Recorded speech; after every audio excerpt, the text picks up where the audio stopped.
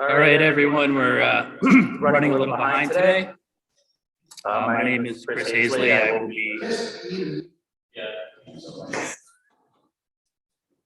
will be facilitating this evening. Have some items here for the discussion. Pull up the agenda for us. So I'm pulling up the agenda. I'm going to let the other steering committee members go around and introduce themselves. Hey everyone, I'm Molly. I'm from Ward 3. And I'm Jess from Ward 3. Tony Reddington, Ward 3. And I'm Charlie G from Ward 3.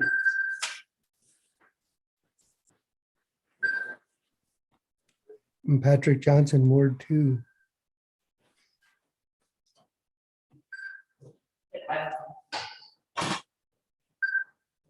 think that covers everybody from the steering committee. I want to remind everyone that we are open to agenda items. So if you have topics that you would like to discuss in a future meeting, please visit the city website to get that to us and we'll get that on the agenda.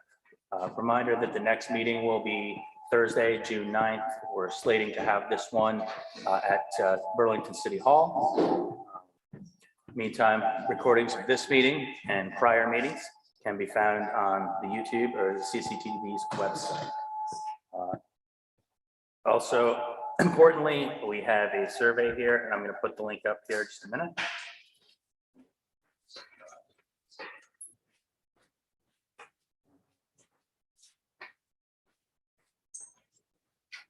Else on the agenda? Cool. We have a survey here on the role of the NPAs. Good stuff. I encourage you to check it out. And then finally, we're going to be coming full circle to the NPA resolution votes regarding the pods. I'm going to open the public forum for folks that want to speak on that issue.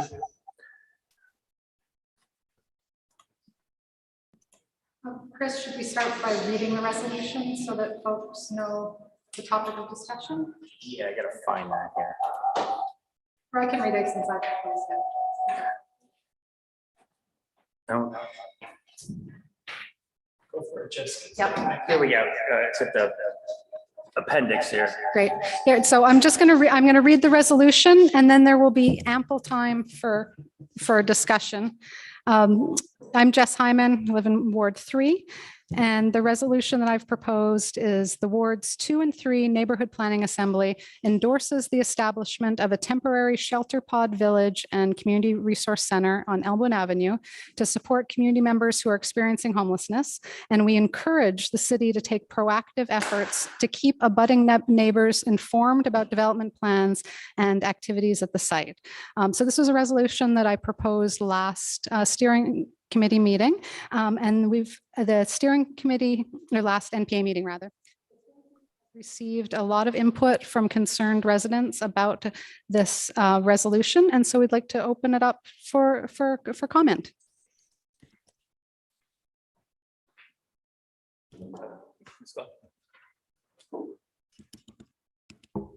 I'm going to speak louder because if you speak this way really quietly, nobody can hear you. I'm Lucy Gluck. I live on Blodgett Street in Ward 3. Yeah, I want to speak in support of the plans for the pods. I think it's a really important need right now with the emergency we have around housing. And I would definitely, if we vote on it, I would vote to support it. I know there's concerns about safety, and I know we'll need to work on making sure neighbors in the area are supported. But I do want to say that I think this will serve a need. We need many solutions to the housing crisis that we're in right now. And this is one that could really make a difference for some folks who are houseless. I'd also like to say, this is just a personal preference.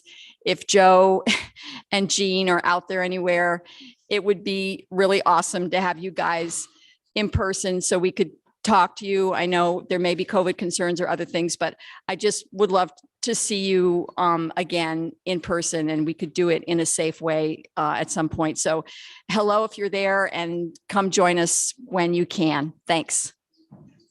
Thank you. Anybody else here? I'm so sorry. Charlie just made a note of an error in the process here. So after I read the resolution, I should have said that I move that we vote on the resolution, and then we would need a second for that. Great. And then the discussion and comments were supposed to happen. So my apologies for skipping that one line.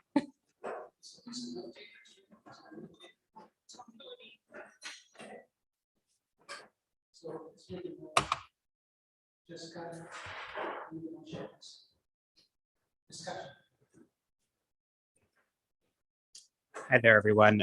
My name is Tucker Wright. I live around the corner from the proposed pod village, and I am asking the NPA not hold a vote, but to not hold a vote tonight until more information has been shared with the immediate neighbors of the pod village.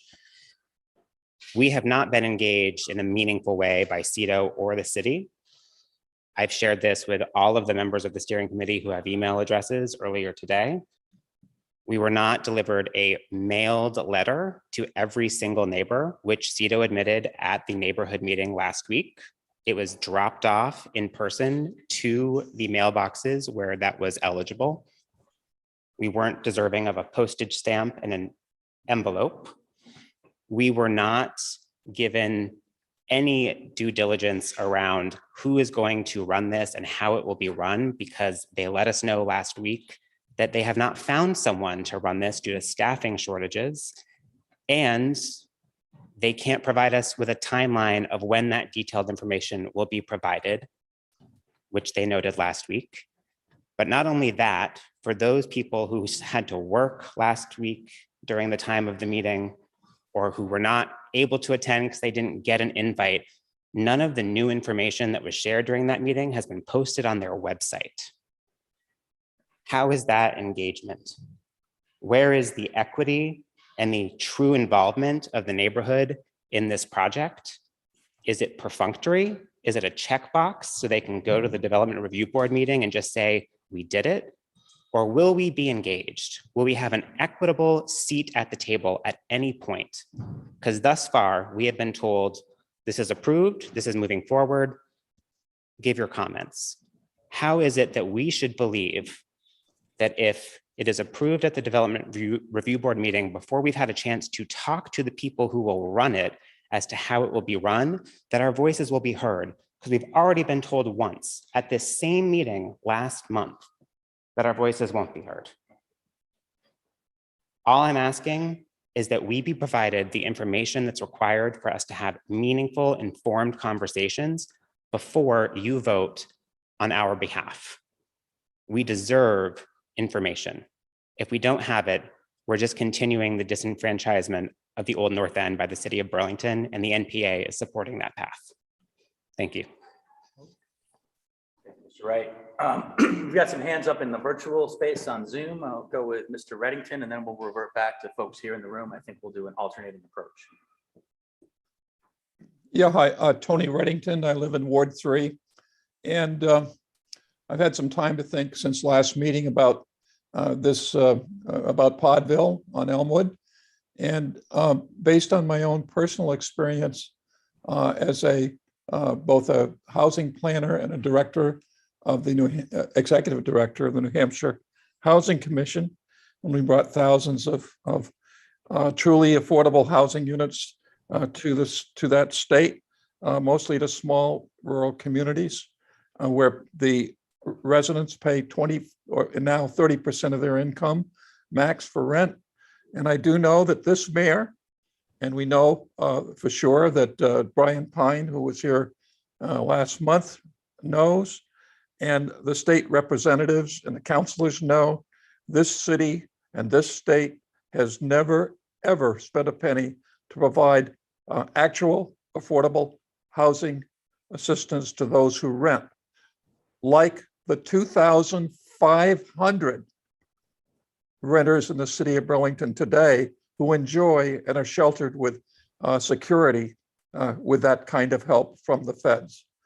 And what is being proposed, last meeting, I think for anyone who was there knows that one of the landlords in town asked Brian Pine, what's the rent? What was the equivalent rent of one of these pods? Well, it doesn't take too much calculation with $1 million for a 3-year program and 30 units to figure out that the monthly cost is roughly $1,600 a month for which is right now a 1-bedroom apartment that's available in Burlington. I know they're tough to find, is $1,400 a month. This makes no sense.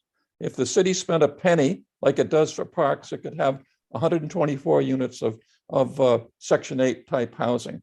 It's ignored the problem, it's exploded in their face, and their answer is to go out and build Podville.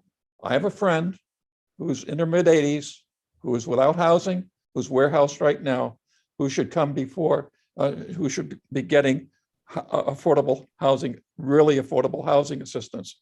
It's not happening. That group that's in shelters right now should be the first to get those units, although some of the homeless also, so that the homeless who are there now, who are not being served, could fit into the cots and the other shelters. I'll stop there. This is just a terrible idea. It's bad for the neighborhood. There has been no public engagement, and the reason there's no public engagement is the proposal makes no sense at all. Okay, thank you, Mr. Reddington. We're going to pause for a moment here.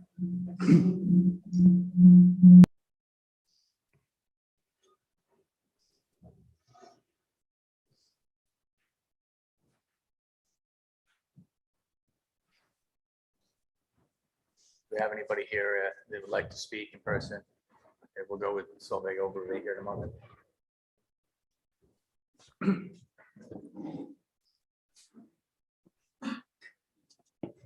My name is Solveig Overby, and I live in Ward 2. And I actually am not going to be supporting this resolution, and I support the proposal that we do not vote on this at all until we get additional information. I did prepare a list of reasons why I would vote against it, but I've heard that we now may have the option of just not voting on this at all until we get further information. All right, I will speak up. I am not in support of voting on this resolution about the village, Pod Village at Elmwood Avenue. And I'm going to tell you what my reasoning is. I realize it's an idea that's been put forward by very well-meaning people, well-meaning housed people. But I voted against the proposal at the March 16th Public Works Commission meeting because of lack of detail about what we're talking about here. And frankly, we are still in that same situation. We do not have the details that we need. So I'm going to be advising we do not vote on this resolution or vote no. And these are my reasons. The number one, the plan is expensive, which I think was just referred to, and it frankly perpetuates dependency of the houseless population on social service agencies. There was no consultation with the homeless population, and in particular, the Sears Lane residents whose homes were demolished prior to the Elmwood lot being chosen. Housed people have decided what houseless people should have for housing. The plan denies houseless residents the dignity of making choices for meeting their housing needs and preferences. There is no opportunity for or credit given for being resourceful in managing one's housing with limited resources. Another point, no budget has been provided to the public showing the projected costs for the construction and operation of the Pod Village for 3 years. No social service agency, as has been mentioned, no social service agency has agreed to manage the facility. In fact, there's apparently discussion, I know I got some last minute information, it's still a joint operation of people that no one is actually stepping forward to be responsible. No signed document for commitment to that responsibility. There also has been no document provided to the public that specifies the state regulations which will govern that, the management of the low barrier shelters. And just about an hour ago, I received a draft of a commitment letter between the shelter village and the city with residents. And it's actually quite shocking. And I'm wondering if it was actually run by the homeless population. And I'm sure that maybe we can get an answer to that. So I just want to say that this it's well-intentioned, but it's not been thought through. We don't have enough details. And I do refer to, part of my opinion is based on a book, a bunch of books by a guy named John F.C. Turner called Housing by People. And this really talks about what happens. One of the things that happens, and he quotes, I'm going to quote him and then I'm done. Where dwellers are in control, their homes are better and cheaper than those built through government programs or large corporations. And in both cases here, we're spending a lot of money, which has been quoted, and we're not really getting anything but a little Band-Aid for 3 years. And it's, I don't even need to mention the safety concerns that are already in discussion from the neighbors that live nearby. That I know is a big issue because of the lack of supervision. We don't know what's going to happen. And if you actually do look at the document that is now draft form about what these residents will sign, it's shocking. And I just can't imagine it's going to actually be executable and enforceable. So thank you very much. I would vote not to vote on this. We don't have enough information. And or if you decide to vote on it, I would vote no. Thank you. We're going to go with Patrick Johnson now. This one's gonna have to be. So I'll quickly address Tucker's concerns. I'm sorry if you can't hear me. It's the stupid COVID. It's not a foregone conclusion. We're not voting on it as Ward 2 and 3 NPA for you. You are part of it. You are part of the discussion process. So I believe your foregone conclusion that we're just here to approve something is really not correct. First of all, there isn't a budget clearly because there's no agency. Only an agency can provide a proper assessment of the needs. A needs assessment needs to be done per each pod. So until an agency signs on, the needs assessment will then be done, and then funding will then be sought. That can take 6 months, easy. The rules to govern this would actually be the same as any rental housing. And I think we should be careful in our biases to think that the people living in these pods would be any different than your neighbors. So asking what rules would be imposed upon these folks, I think is very unfair. I do agree with neighbors' concerns. I do agree with Tony's well-researched and poignant figures and facts regarding the cost and a classic maneuver by the mayor to look good and not actually provide something. He loves to herald inclusionary and housing and hasn't done diddly squat, but he loves to do something glossy like this.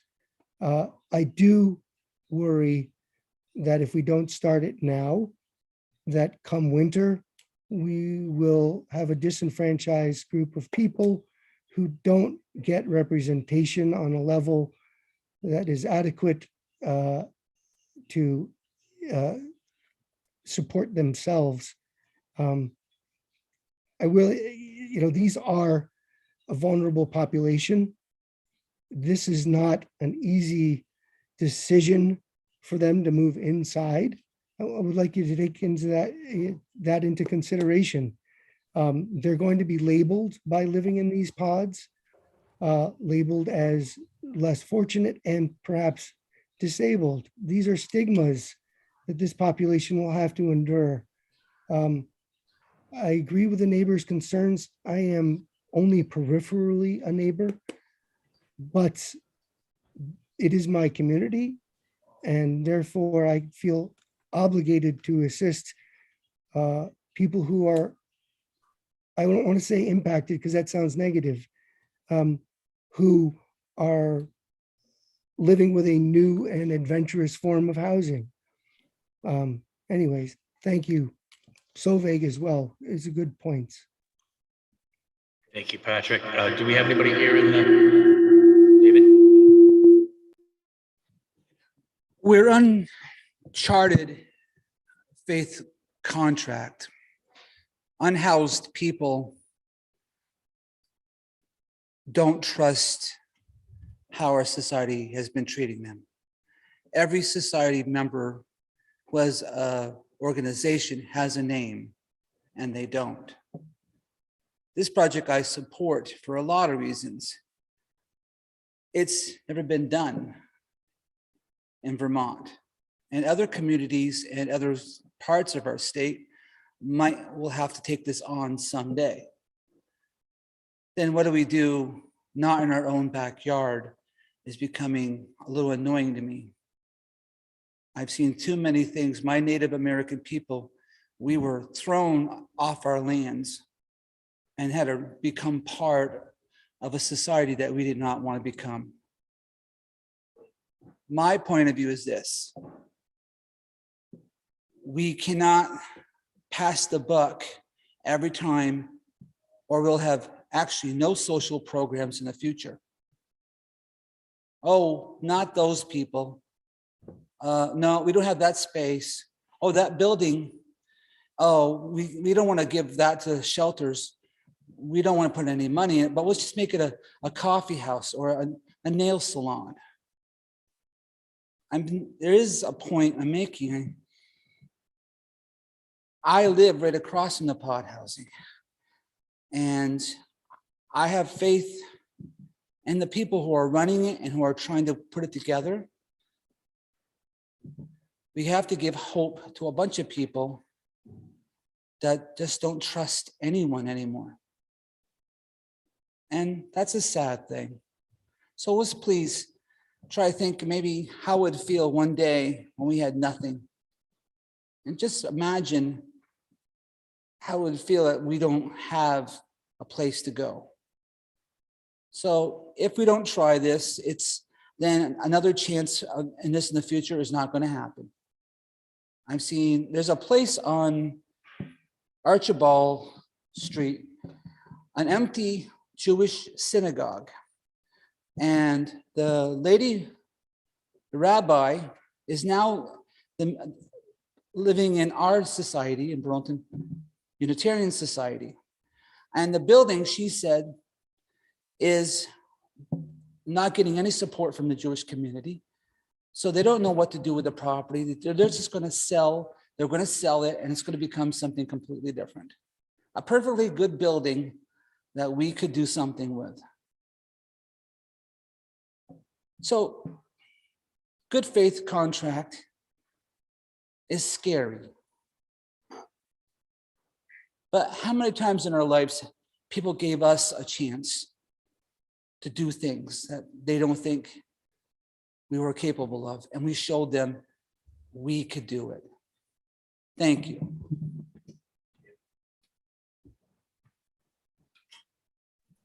I'd like to recognize Stephen Carey.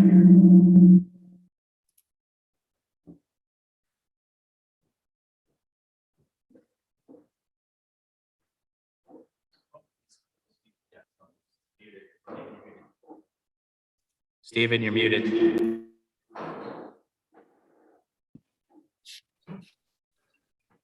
Sorry, my name is Stephen Carey, and I've lived in the Old North End for 43 years this year. And I love it here, and I love Burlington. I'm not in support of the Pod Village, although I do think it's a good idea and a positive movement for experimental type of housing like this to deal with the homeless issue that we have here and throughout the United States. So I like the idea, but what I'm not really happy about is that the Old North End seems to me to be the part of the city that absorbs all of the social issues that we've encountered over the years. Now, I live on Elmwood Ave, and we have a fantastic homeless shelter on Elmwood Ave that's been in functioning for probably 25 years now. I don't like the idea that the Pod Village is less regulated. I think it's a formula for disaster in terms of alcohol and drug use. I really wish, and I'll stop here. I really wish that other sections of the city, like the New North End, like the South End, where our neighbors have chosen to live in the past would absorb some of the social responsibility for these issues. So I am not in support of the Pod Village as designed. I think it's just a way to, clear out the South End in many ways. And maybe that's a nasty Old North End view, but anyway, those are my thoughts. I wish that some other sections of the cities would step forward and accept these kinds of housing solutions to the serious housing issues that we have in Burlington, in Vermont, and in the United States. Thanks.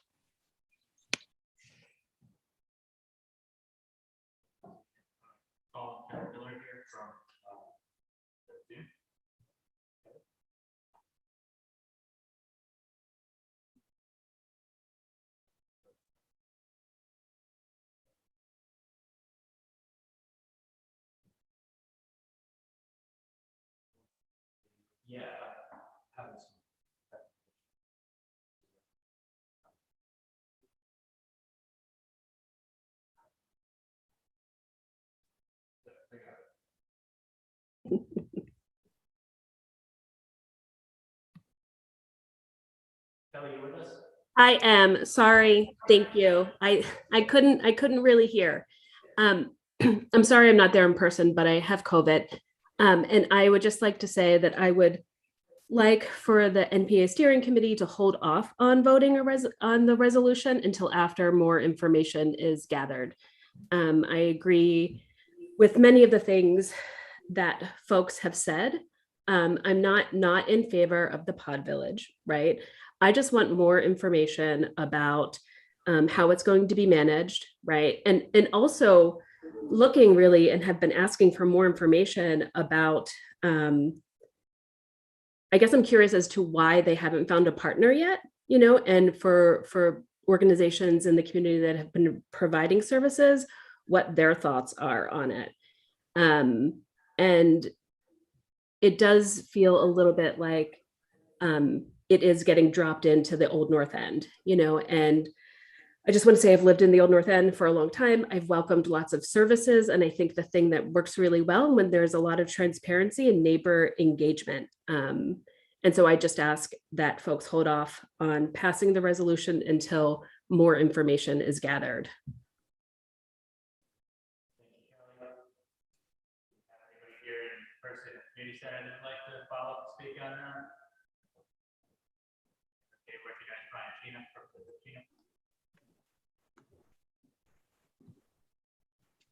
Did I just hear someone say that something about my hand? You're recognized, Brian. Thank you. It's hard to hear what you're saying.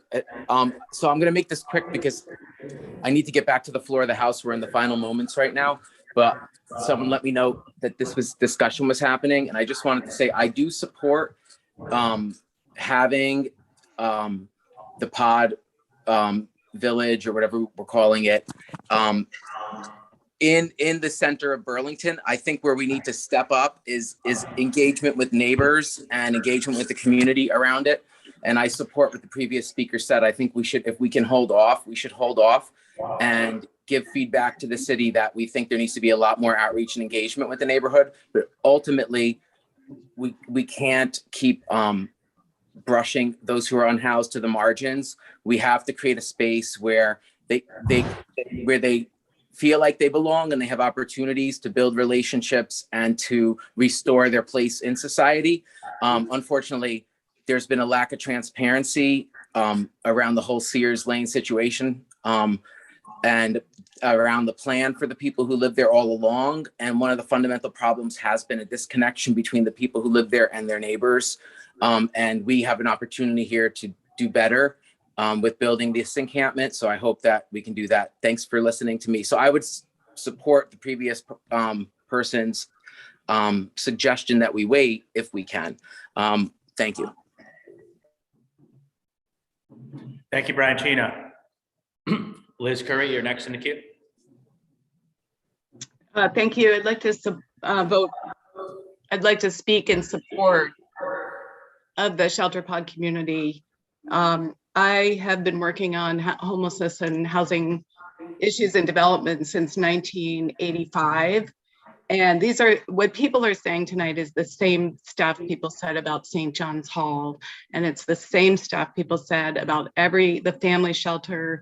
Every time we've tried to create the first rung on the ladder that helps people move out off of the streets, we hear these same comments over and over, and it's very hard to make progress that people want to see. The other neighborhoods have absorbed affordable housing and shelter. There's the Champlain Inn is on Shelburne Road.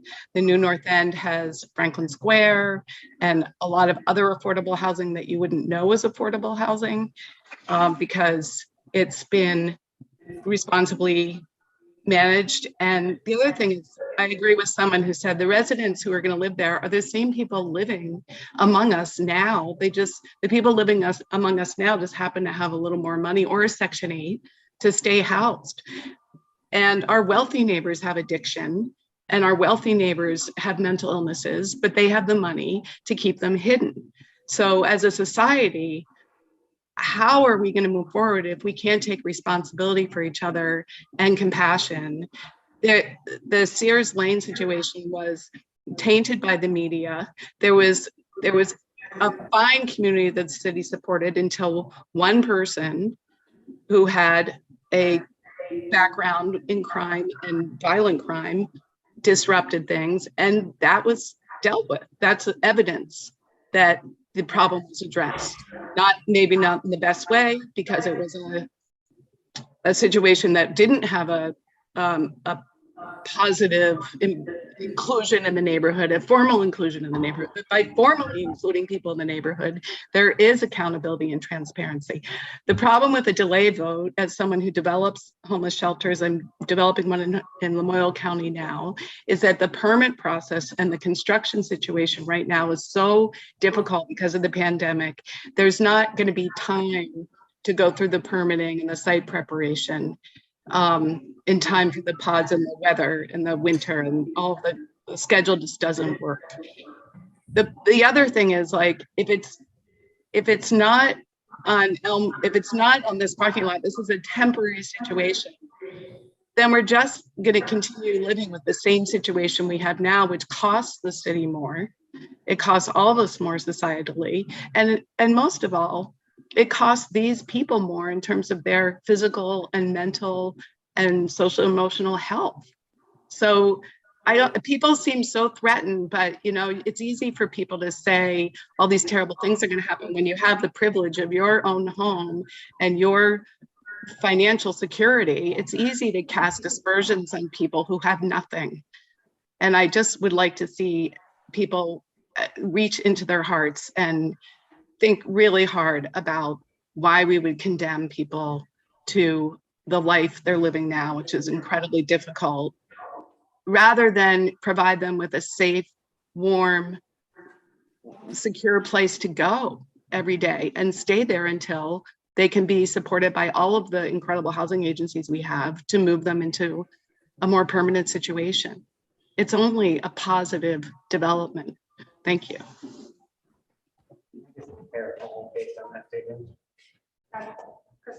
Yeah, go ahead. I'd just like to say, Liz, we're not against the pod village. We're for information, meaningful, detailed, documented, transparent, objective information. I don't think that it is unfair to ask for meaningful, detailed, documented information. If we are supposed to be engaged, we deserve that. If requesting that is offensive, then I take offense to that. All we are asking for is to be included, to be equitable, and to be truly a part of the conversation, and not a speed bump, a checkbox, or perfunctory public relations checkmark, which is how we are being made felt today. That is all. So there's a lot of rhetoric right now around how the people, how people are thinking about the pod village, I'm actually in support of the pod village, but with due diligence, equity, and inclusion of the neighborhood, not after approvals, but beforehand. That's all that we are asking for. And if that is too much to ask, then the city should be forthright and say, your voices are not welcome, and they're only welcome in a reactive, reflective way, not in a meaningful, included way. Be forthright and be objective with us about what our role is and what it isn't, and stop playing this game with us, our lives, and our time, because this takes time. So please don't mistake requests for information for anything against individuals or populations. That is not fair to the people who are requesting objective information from the city and CEDO, which has not been provided.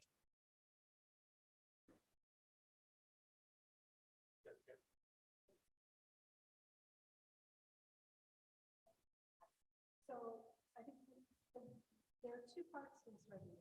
One is that supports the proposal, and the other piece of it that we encourage to be proactive in that outreach and communication with the neighbors. So I think we've had a really good discussion here and really valuable comments. And I'm wondering, Chris, if we could call a vote on the resolution, because I think that we should vote on it and not put it off, because there is it's part of the development review process next week. And I think that if we can make a vote on the resolution as it stands, or if someone wants to pose an amendment to that resolution, that's totally fine. But I would like to reiterate my support for the Shelter Pod Village and for the city's proactive inclusion of abutting neighborhood residents, and making sure that they get the information that they need to be involved in the process.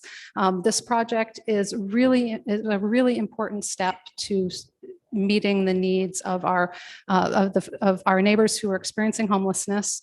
It is not a permanent solution. It's something that folks really need. There's several comments about, no social service agency is taking charge of the site.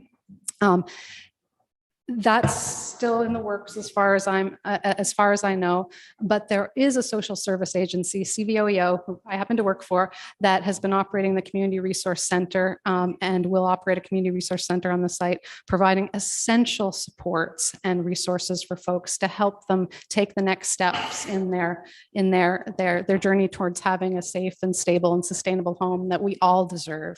And so I hope that I would like to propose that we vote on the resolution as written, unless someone wants to amend it, and go from there. Okay. Start another motion. Finish first motion.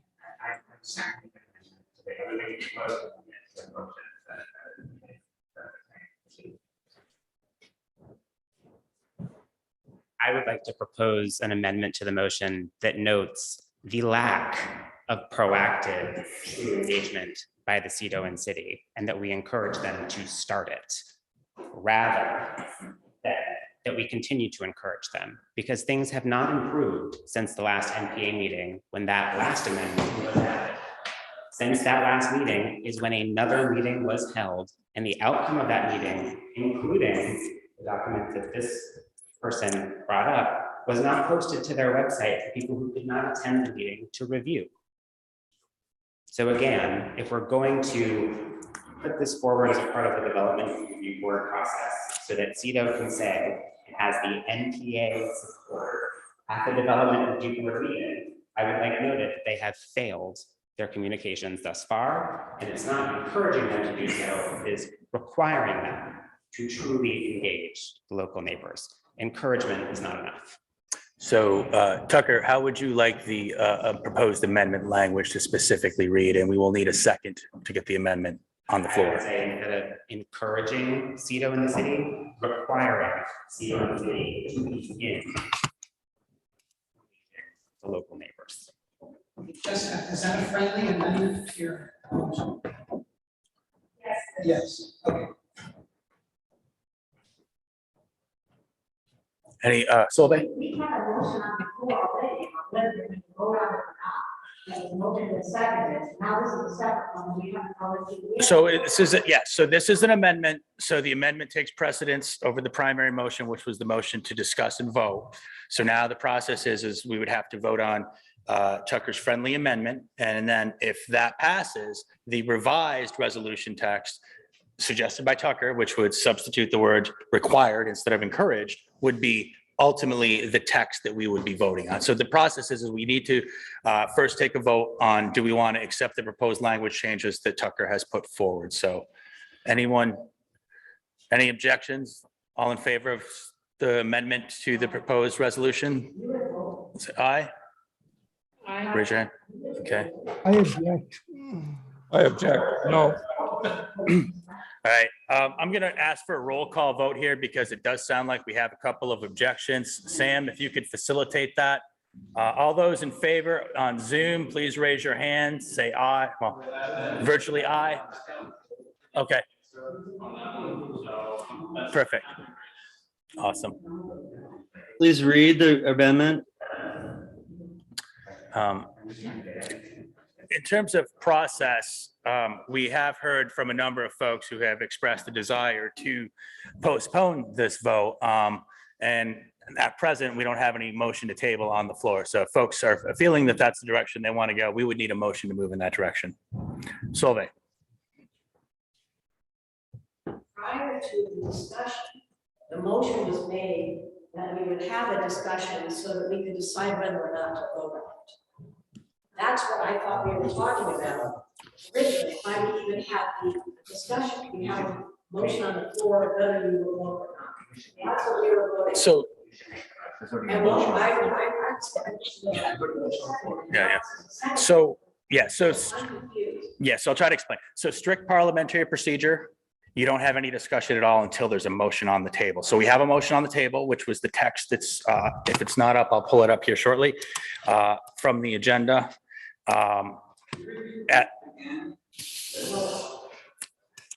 So before, under Robert's Rules of Order and Parliamentary Procedure, in order for a debate to take place on any given topic or issue, there has to be an active motion on the floor. Jessica Hyman made a motion to adopt the resolution that is listed in our text here, hidden behind the little poll box, related to the shelter pause movement. That resolution was seconded by Tony Giannoni. So that is our active motion on the floor. Mr. Wright has come along and proposed to amend the resolution to change the word from encourage to require. That was deemed by the primary motion sponsor, Ms. Hyman, to be friendly. So we are at a point now where we have the modified motion on the floor. We can either vote on the motion to support it, we can vote against it, we can vote to table it and not have a vote tonight at all. But if folks are wanting to not vote at all tonight, there would need to be a motion from the floor to table the matter. So a motion to table would take precedence over the primary motion. So I think really in layman's terms, the crux of this is, do we want to take a vote tonight? Or do we want to postpone the vote on this? That's really what it comes down to. So If the motion to Tucker's and someone picking up this second vote. correct. So I object to Tucker's. So once I object to Tucker's motion, yet someone on Zoom says the same thing. So who else is objecting or for it? That's the question I asked. Yes, that's the vote that was going on. It was deemed a friendly amendment, so we did not need to vote on the motion language change that Tucker had proposed. Because the original resolution that Jessica proposed, she's the primary sponsor of that, and she agreed friendly to take his amendment. So we don't need to vote on it. So we're back to the main motion now. Okay. Glad I still have my scriptographic booklet. Yeah. So are folks wanting to vote now? What are we wanting to do? Because at this point, there's a motion on the table, and unless.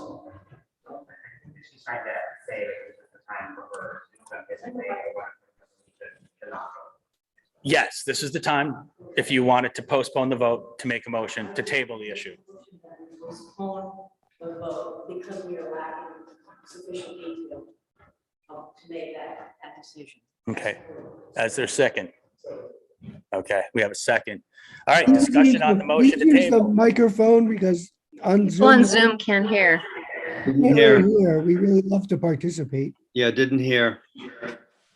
I'm making a motion that we postpone the vote on the resolution number 1 about the pod village.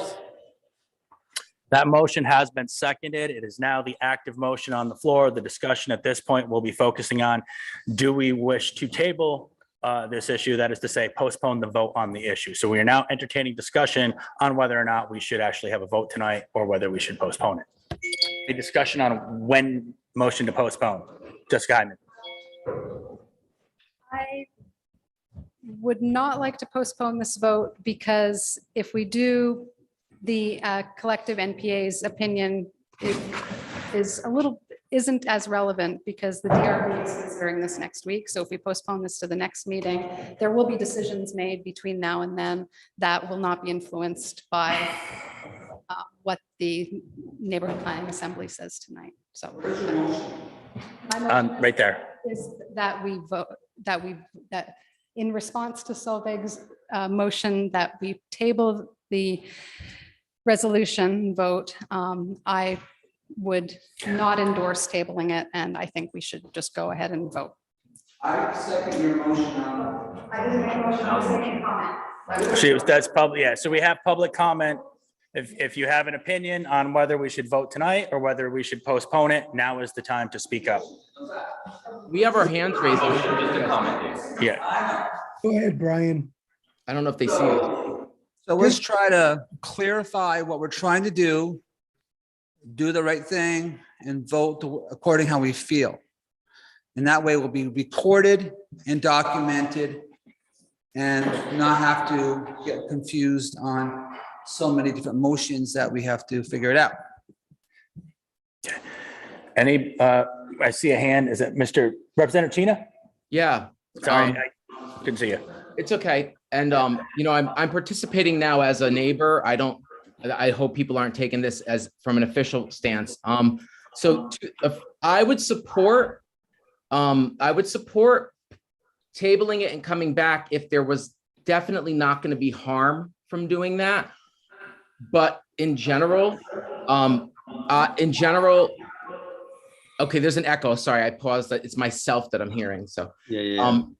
So it was very distracting. I'm sorry. Just give me a second. So the motion on the before us is, should this be tabled, order to lie, that concept.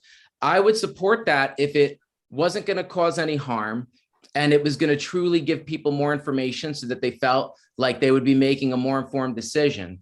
However, if people feel like they are ready to vote, I wouldn't stand in the way of that. And I just want to say that, like, I'm not sure if I'm going to stray from the motion too far saying this, but the amendment that we were discussing before we made this motion, I don't even know if we have the power to require the city to do something as an NPA. I just don't know. So I think instead of getting caught up in that, we should really think about, like, it would be nice if somebody spoke and shared maybe the timeline and the urgency and why this would be needed to be voted on tonight. And if not, if there is an urgency, I would support postponing it. If there is, I think we should vote. And the last thing I want to say is, someone mentioned about, just vote how you feel. And something I've learned is that the wise mind is the intersection of our rational mind and our emotional mind. And it's important to vote with our gut and how we feel, but it's also important to step away from how we feel sometimes and look at logic and look at why we feel the way we feel, because sometimes we feel a certain way because of bias. And so I'm not saying that about anybody specific at all or accusing anyone of anything. It's more self-awareness that, like, I feel very passionately about this. I'm going to be quiet and think for a minute about that and try to understand why I feel so strongly before I make my decision. And I hope everyone has a chance to do that, so they feel like they're making a decision from their wise mind. Thank you. Okay, we're going to take Stephen Curry on Zoom, followed by Tony Reddington, and then followed by Liz Curry.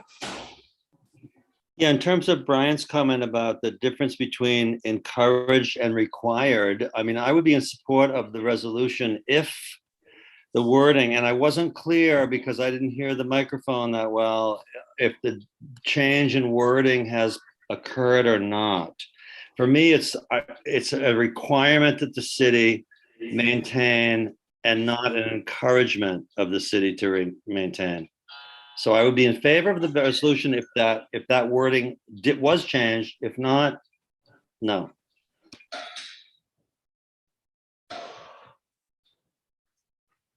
Tony Reddington, you're up.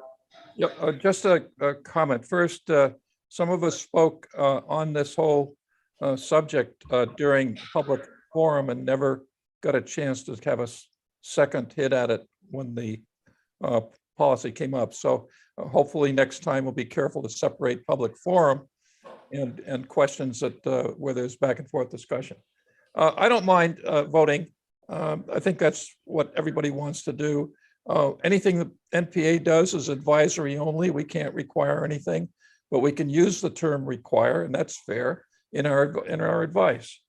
I just mentioned that the only other item I had in my mind in terms of why I'm voting no is because there's a very simple alternative to the Podville, and the state right now has 2,000 folks in motels, including 300 or 400 kids.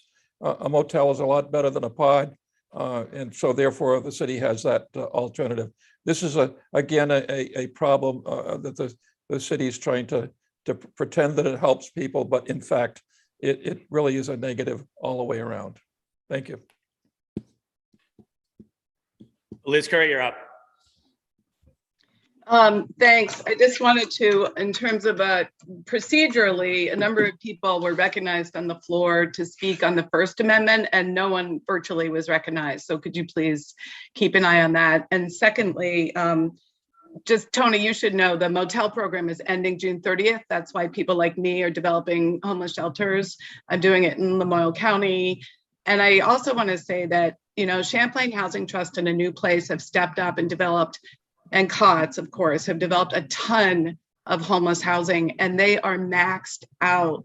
That's why the city's taken this on, because everybody else is so maxed out trying to manage the hotels. I mean, it's just, the system is so overburdened. And this form of housing, making it a temporary situation, allows people to find a safe and healthy place for the winter. I also want to say that there is a formal process where a lot of information has been shared, and that's called the permit process. The city met with the neighbors a number of times. The city has talked with the people who are going to live in these pods. So there is a formal process where people can get all of the information that's available in a comprehensive way through the permit processes, through the planning commission, through the development review board. This is not a formal process. This is just about who shows up, because we have the time and the leisure to participate in a forum like this. This is a very small sampling of our neighborhood. So we can come in with all kinds of opinions, but it's not the kind of forum that allows for a ton of information to come forward, given the agendas that are so packed every month. So and then I wanted to ask if you could please repeat the amendment, because it's very hard when somebody offers an amendment and seconds it, and then you recognize people on the floor right away. It's very hard virtually to follow the language and then the process. And I just want to ask you to please repeat the amendment that's on the floor right now. Thank you. So the amendment was deemed to be a friendly amendment, which was why it was not voted on. With respect to the actual resolution text, we are going to substitute the word require instead of the word encourage here. I'm going to highlight that and throw it up on the share screen so y'all can see that. So this is the resolution right here. And the friendly amendment was to change this word to the word require. And so the language that we will be voting on eventually is to have the word require. Now, presently, I do believe we have a motion to table, which is what we were discussing. So unless there's any more discussion, I'd like to call the question on the motion to table. So a yes vote would be a vote to postpone the discussion of this item. A no vote on the motion to table would be a vote to move forward with voting on the actual resolution itself this evening. Solveig.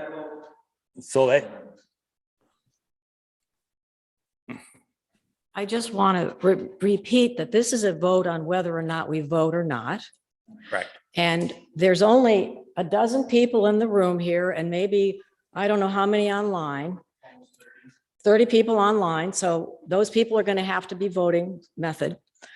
The point of this, and I know Representative Chena pointed out, he said, is there a reason why we are trying to be forced into making a vote tonight? And the reason being that next Tuesday is the Development Review Board, which is going to decide whether or not the plan goes forward.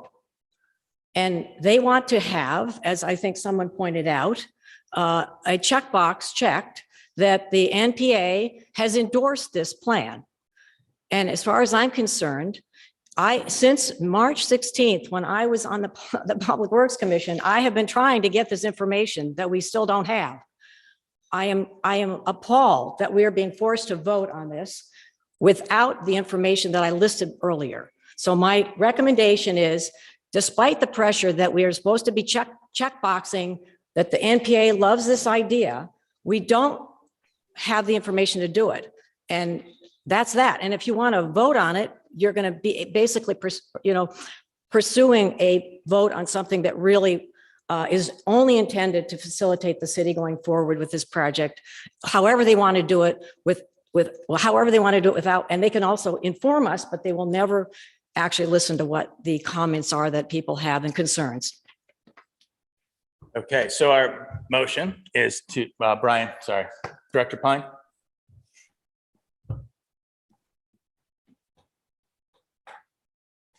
I think Solveig just summarized really the main point, which is the DRB meeting next Tuesday is, unless they were to postpone action and hold a hearing at another time, that's where a decision will be made.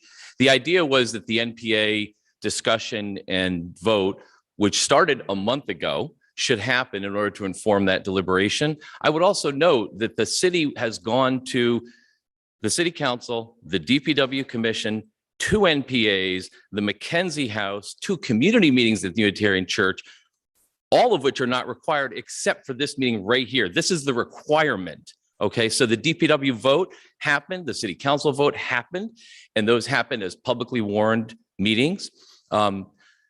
I agree, there's information that still isn't found, that still isn't available. I think sometimes you can't confuse or conflate lack of answers with refusal to provide information. And I think the conflation here is a very purposeful argument to try to undermine public support for something that is otherwise has really broad support. Over 4,000 people responded to the ARPA survey. And what did they say? The number one issue, dealing with homelessness. The idea that we are choosing the pods versus permanent housing is really not fair, because permanent housing takes 2 to 3 years to finance and permit and build. There's a major construction crisis with materials, with labor. So the idea that we're somehow going to wait around to build housing, we're fiddling while Rome is burning. We need to do something now. And that's why we're proposing to do something now. It is pursuit of perfection often kills the good. And that's what I hear happening. Thank you. Thank you, Director Pine. So we're going to be voting now. Vote. Oh, sorry. Representative Chena, then Ms. Hobbs. So earlier, I had said I was going to think about this a little bit, and I was thinking about the urgency, and I feel like I wouldn't be fair to the people I represent if I didn't just share some info. We just adjourned, like in the middle of this debate, we were adjourning the legislative session, past the state budget, past historic housing bills, historic workforce development bills. We can talk about that during the update, but what I'm realizing is what Director, I think that's your title, Director Pine, just said about construction, about permitting. Even though we just reduced barriers for smart growth and invested all this money in all different kinds of housing, there are people suffering right now who used to live at Sears Lane. The other night, I came out of a nightclub. I'm a DJ, is one of my jobs, for those who don't know. And I saw 2 people from Sears Lane, and they were telling me everything they've been through since then. I talk regularly with other people in the community, and people are struggling because there's people who need supportive housing. The hotels don't work. They need community, they need supportive housing. And the reality is there's people all over Vermont who need that right now. And I can tell you that the eyes are on Burlington. People are looking at how we handle this encampment as a potential model for welcome centers in the state. So when someone's transient or someone loses housing, there could be a place they go where they're taken in and they're immediately surrounded with a circle of love and offered services and offered jobs and offered housing when it's available. But the reality is all of my clients who are homeless in my private practice are homeless because they can't find a house. There's no housing, and some people need supportive housing and they need services. So as an emergency measure, I do think that there's urgency to this. And like everything we do in the legislature, it's never perfect. We have to compromise, and like you have to come back to the table and make it better. We need to get moving on this and then improve engagement with the community so that the neighbors feel like this is part of their community and not like an internment camp or some like nether region like what happened to Sears Lane. So I think we could take a step forward and then follow up with aggressive advocacy and engagement with the city. And as neighbors, reach out to the people there. There's no reason why people can't go in and bring food and meet people and get to know them. That's all I wanted to say, is that I thought about it more, and I actually wouldn't want to table it because we need to line up that construction. We need to line up everything Director Pine said. So thank you. Happy to talk more with people, later about their concerns about this. Thank you, Mr. Tina. Once again, the motion on the table right now that we will be voting on very shortly is to postpone the discussion or the adoption of the resolution.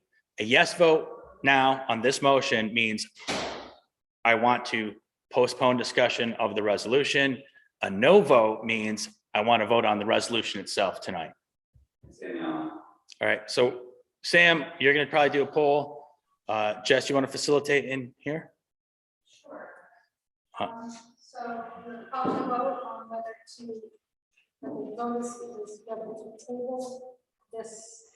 to table the vote on the resolution.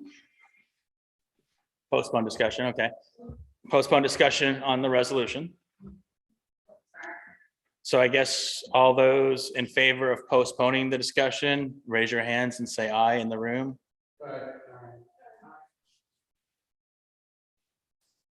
I'll abstain.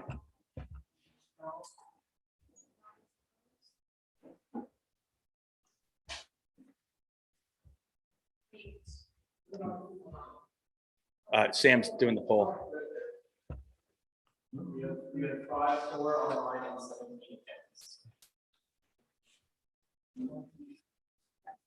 So it was 5, 4, and 7. What was it, 17 again? I'd like to interrupt real quick. We're on one Zoom line and I can only vote once. So Janet here would like to vote no on proposing to delay the vote. She wants to go forward with it. So please add that. What's wrong? Hopefully you heard that. We want to do the tally here.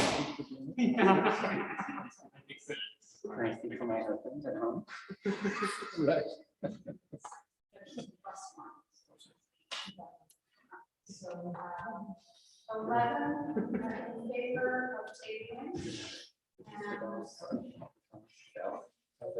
26 against. And everyone that's voted is a resident of wards 2 and 3, right? All right.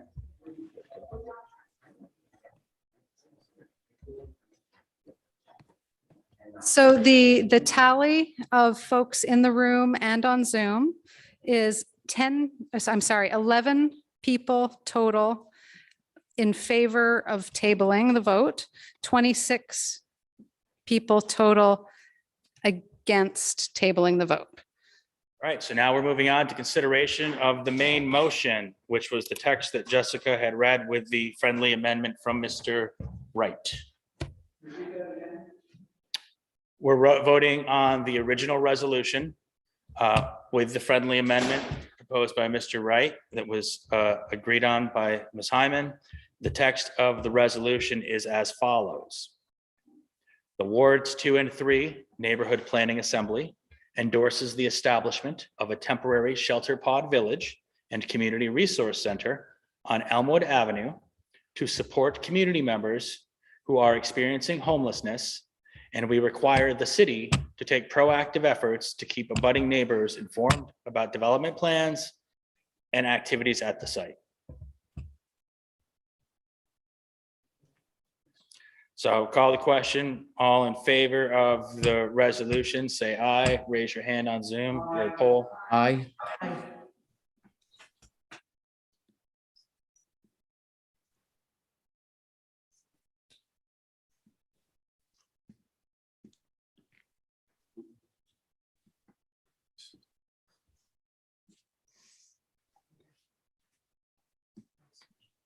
Thanks, Chief.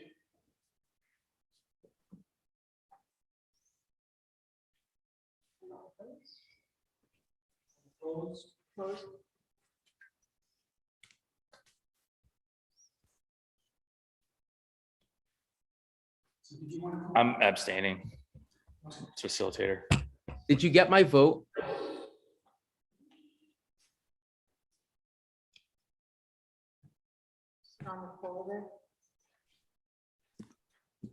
We're tallying the votes here between the Zoom meeting and the in-person attendees.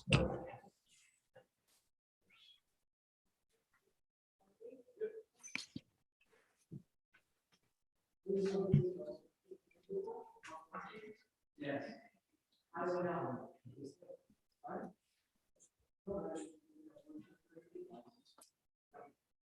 We think so.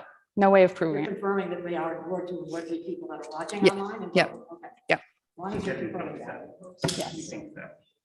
Otherwise, Well, I just am asking that question. Yeah. You confirmed that these are Ward 2 and Ward 3 Yeah. people voting online. So you're sure of that? I'm not sure. I don't see the list. So somebody's confirmed that. So I'm going to read the total of the votes. And I also want to point out that there was a concern from the room that everyone online who voted is in Ward 2 and 3. So we ask everyone who's online, if there's anyone who is not in Ward 2 or 3, if you are not in Ward 2 and 3, and if you did vote, to please let us know. Maybe raise your hand. Sam, what would be the best way? Just so that everyone can be comfortable with the process and to trust the process that only Ward 2 and 3 members were voting. Mhm. Okay, so if you are not in Ward 2 and 3 and you voted, put a note in the Q&A so we can make a change. And what you voted, so we can make that change. Assuming that everyone is, I'll read the total and we will adjust it after, we'll adjust the total if needed. So the total votes in favor of the resolution was 23. The total votes against the resolution was 8. So once again, if you happen to have voted online and you're not in Wards 2 or 3, please put a note in the Q&A and let us know what you voted so we can subtract your vote from the count. Otherwise, we will go with that total. So thank you. Okay, everyone. So now that we've moved. So I just want to say one thing. So this is the NPAs in Burlington, Neighborhood Planning Assemblies. We do the best we can. We don't have a professional staff. We don't have a city attorney. We do the best we can. It turns out that we do have someone, Chris, the facilitator tonight, that's familiar with Robert's rules. So we're very grateful to have that. Normally, we don't have that. But all I can say is we had this discussion tonight in good faith, and we did the best we can. And so the outcome is whatever the outcome is. I thank everyone for participating. Thank you. Thank you, Tony. Okay. Now back to our regularly scheduled agenda, about an hour behind schedule. Thank you, Max, for being patient. We're now move on to hear about the Champlain Street Park renovations and community projects. So appreciate that there, Sam. Hi, everyone. Thank you. Yeah, and very compelling discussion being had at our NPA tonight. I'm going to try and jump right in, and I will try to be quick here and give a presentation on some design concepts we have for our Champlain Street Park. Pull up my screen here. All right. And just a quick verbal confirmation. Can everybody see my screen now and the first page of my presentation slide deck? Okay, thank you. All right, so my name is Max Madalinsky. I am a project coordinator for your Burlington Parks and Recreation Department. And I'm here to talk to you a little bit tonight about South Champlain Park. South Champlain Park is a little pocket park located about mid-block. If you can see where my cursor is on the upper image here, where the green dot is, on Champlain Street between King and Maple Streets. In the below image is just your typical Google Street View of the park. Quite a few of the amenities here are quite out of date and needing replacing, and we'd heard quite a bit from the community about updating it. So we allocated some funds towards fixing this up about 2 years ago prior to the pandemic. And unfortunately, things got put on hold for about a year due to all of the uncertainty and reprioritization came with that. Starting up last winter, we went around to the different NPAs, started tabling in the park, got an online survey posted, and also worked with AALV to get some of our surveys translated into a few other languages that are spoken in the neighborhood, and really kind of dove back into doing a lot of our outreach. In total, we ended up collecting about 89 survey responses and heard from a lot of people in person and through email and things like that. And if you took our survey or have spoken to me about the park before, thank you so much for your time and your feedback. And just want to review a little bit of what we heard through that process. On the left-hand side of my screen here, you'll see a few open-ended quotes that we got from some open-ended format questions. And on the right-hand side is just a count of, sticker dots that were put on in-person activity boards, as well as a count of sort of a compilation of what we heard through a more data-oriented type question about the activities people would like to have in the park. And generally, what we heard from both of these things is people would like to continue to have the park be oriented more towards passive recreation. So things like relaxing, swinging, gardening, to just clean up the park a bit, keep it fairly simple, and try to make it into a more open, welcoming, comfortable place. And more specifically, from all of that feedback that we heard, we kind of came up with a few sort of basic design directions and things that we wanted to tackle, and thinking about a redesign of the park and what its future might look like. So one is to add some additional lighting to the park so that it's more visible at night. To open up the view to the west, there's a very small view out to Lake Champlain from the southwest corner of the park, and also to increase that sort of visibility through the park. To replace and expand the playground, to replace the benches in the park and add additional seating, and to remove the garden beds that are damaged in the park, but to add additional landscaping to sort of replace those. And then generally to just remove brush, open up the fencing, replace the sort of older fencing that's there, and try to make it a more welcoming space.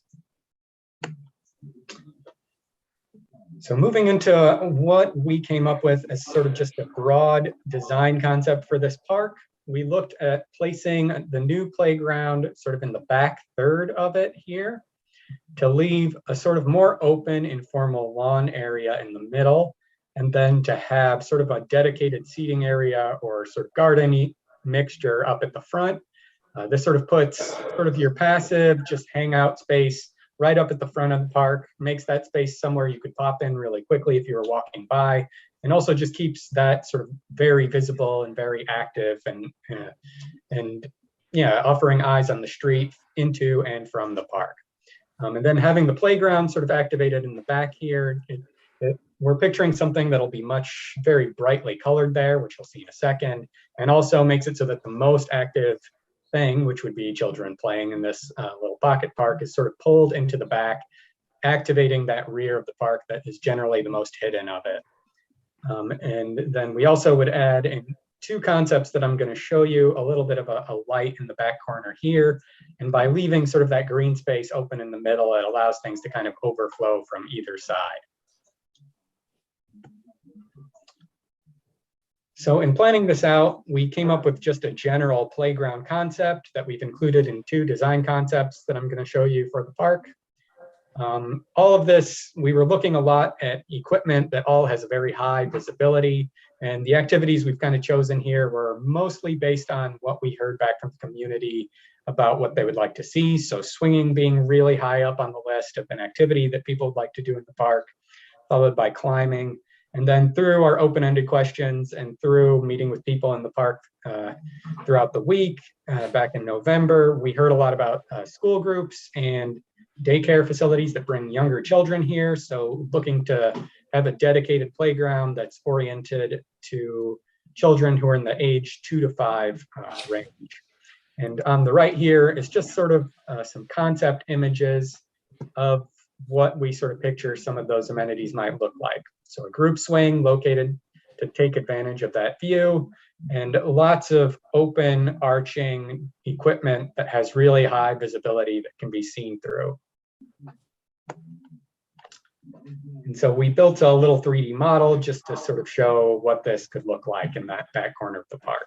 So we would remove quite a bit of vegetation that's currently there, lower the fence line so that you still have fencing on 3 sides, but you've increased the visibility, taking advantage of that little bit of the view to the lake, and putting the swing right there so that if you are happening to be swinging on it, you can take advantage of that too.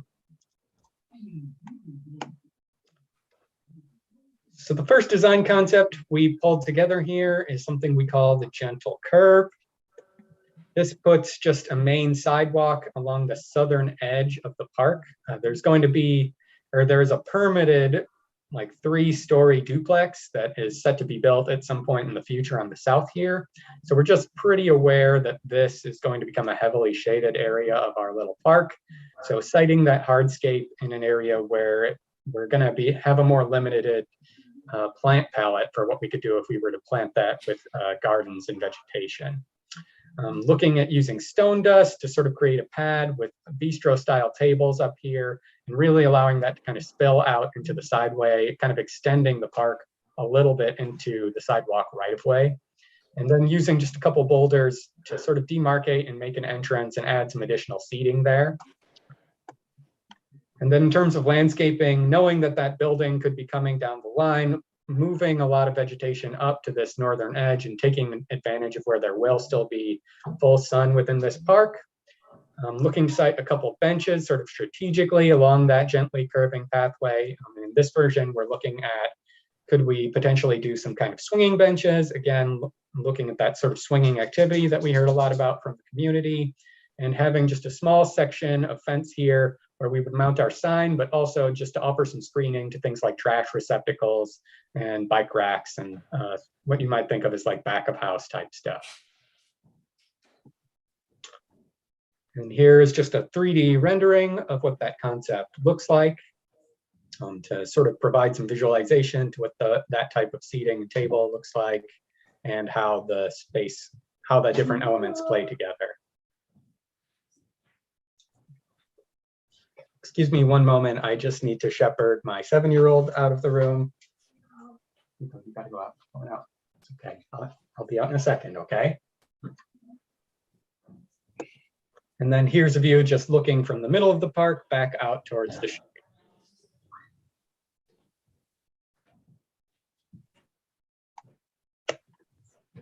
So the second concept we came up with is called the wandering walk. So sort of the main difference you'll see here is that this walkway has sort of been routed to create a little bit more of a meandering experience here to make it itself a little bit more engaging. We've also sort of tucked in the hardscape, made it a little bit smaller, and adding in some site-built planters here, having heard from quite a few community members that they really enjoy the wooden garden beds that are there, trying to continue to provide that as a feature, but making them a little taller so that they could be more accessible for people with mobility challenges. In this concept, we're looking at putting vines growing up the fencing on either side of the park on the north and south to sort of offer some screening and add some additional vegetation. To plant some shade tolerant shrubs kind of on either side of the lawn, that side of the lawn, so that that space is a little bit contained. And again, taking advantage of that sunny spot at the northern side of the park where it will actually be a little bit of a sun trap with sunlight reflecting off of that building there. Placing the bike racks out here in the right of way so that it's very clear where to park your bike if you are arriving on a bicycle, and mounting our sign on the outside of one of those new planters. Again, we've just got a 3D visualization to sort of show a little bit better what this could actually look like. And this is looking from the sidewalk into the park. And then looking back in the opposite direction.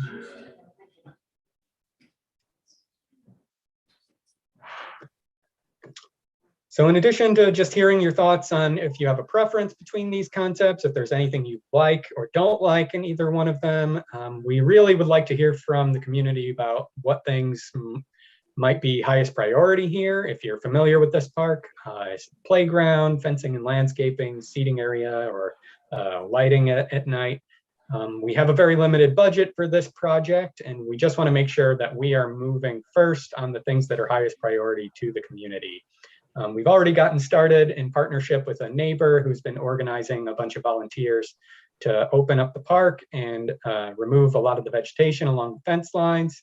We're working on getting some picnic tables and things like that going, but really thinking about those bigger capital projects and where we should invest our community dollars.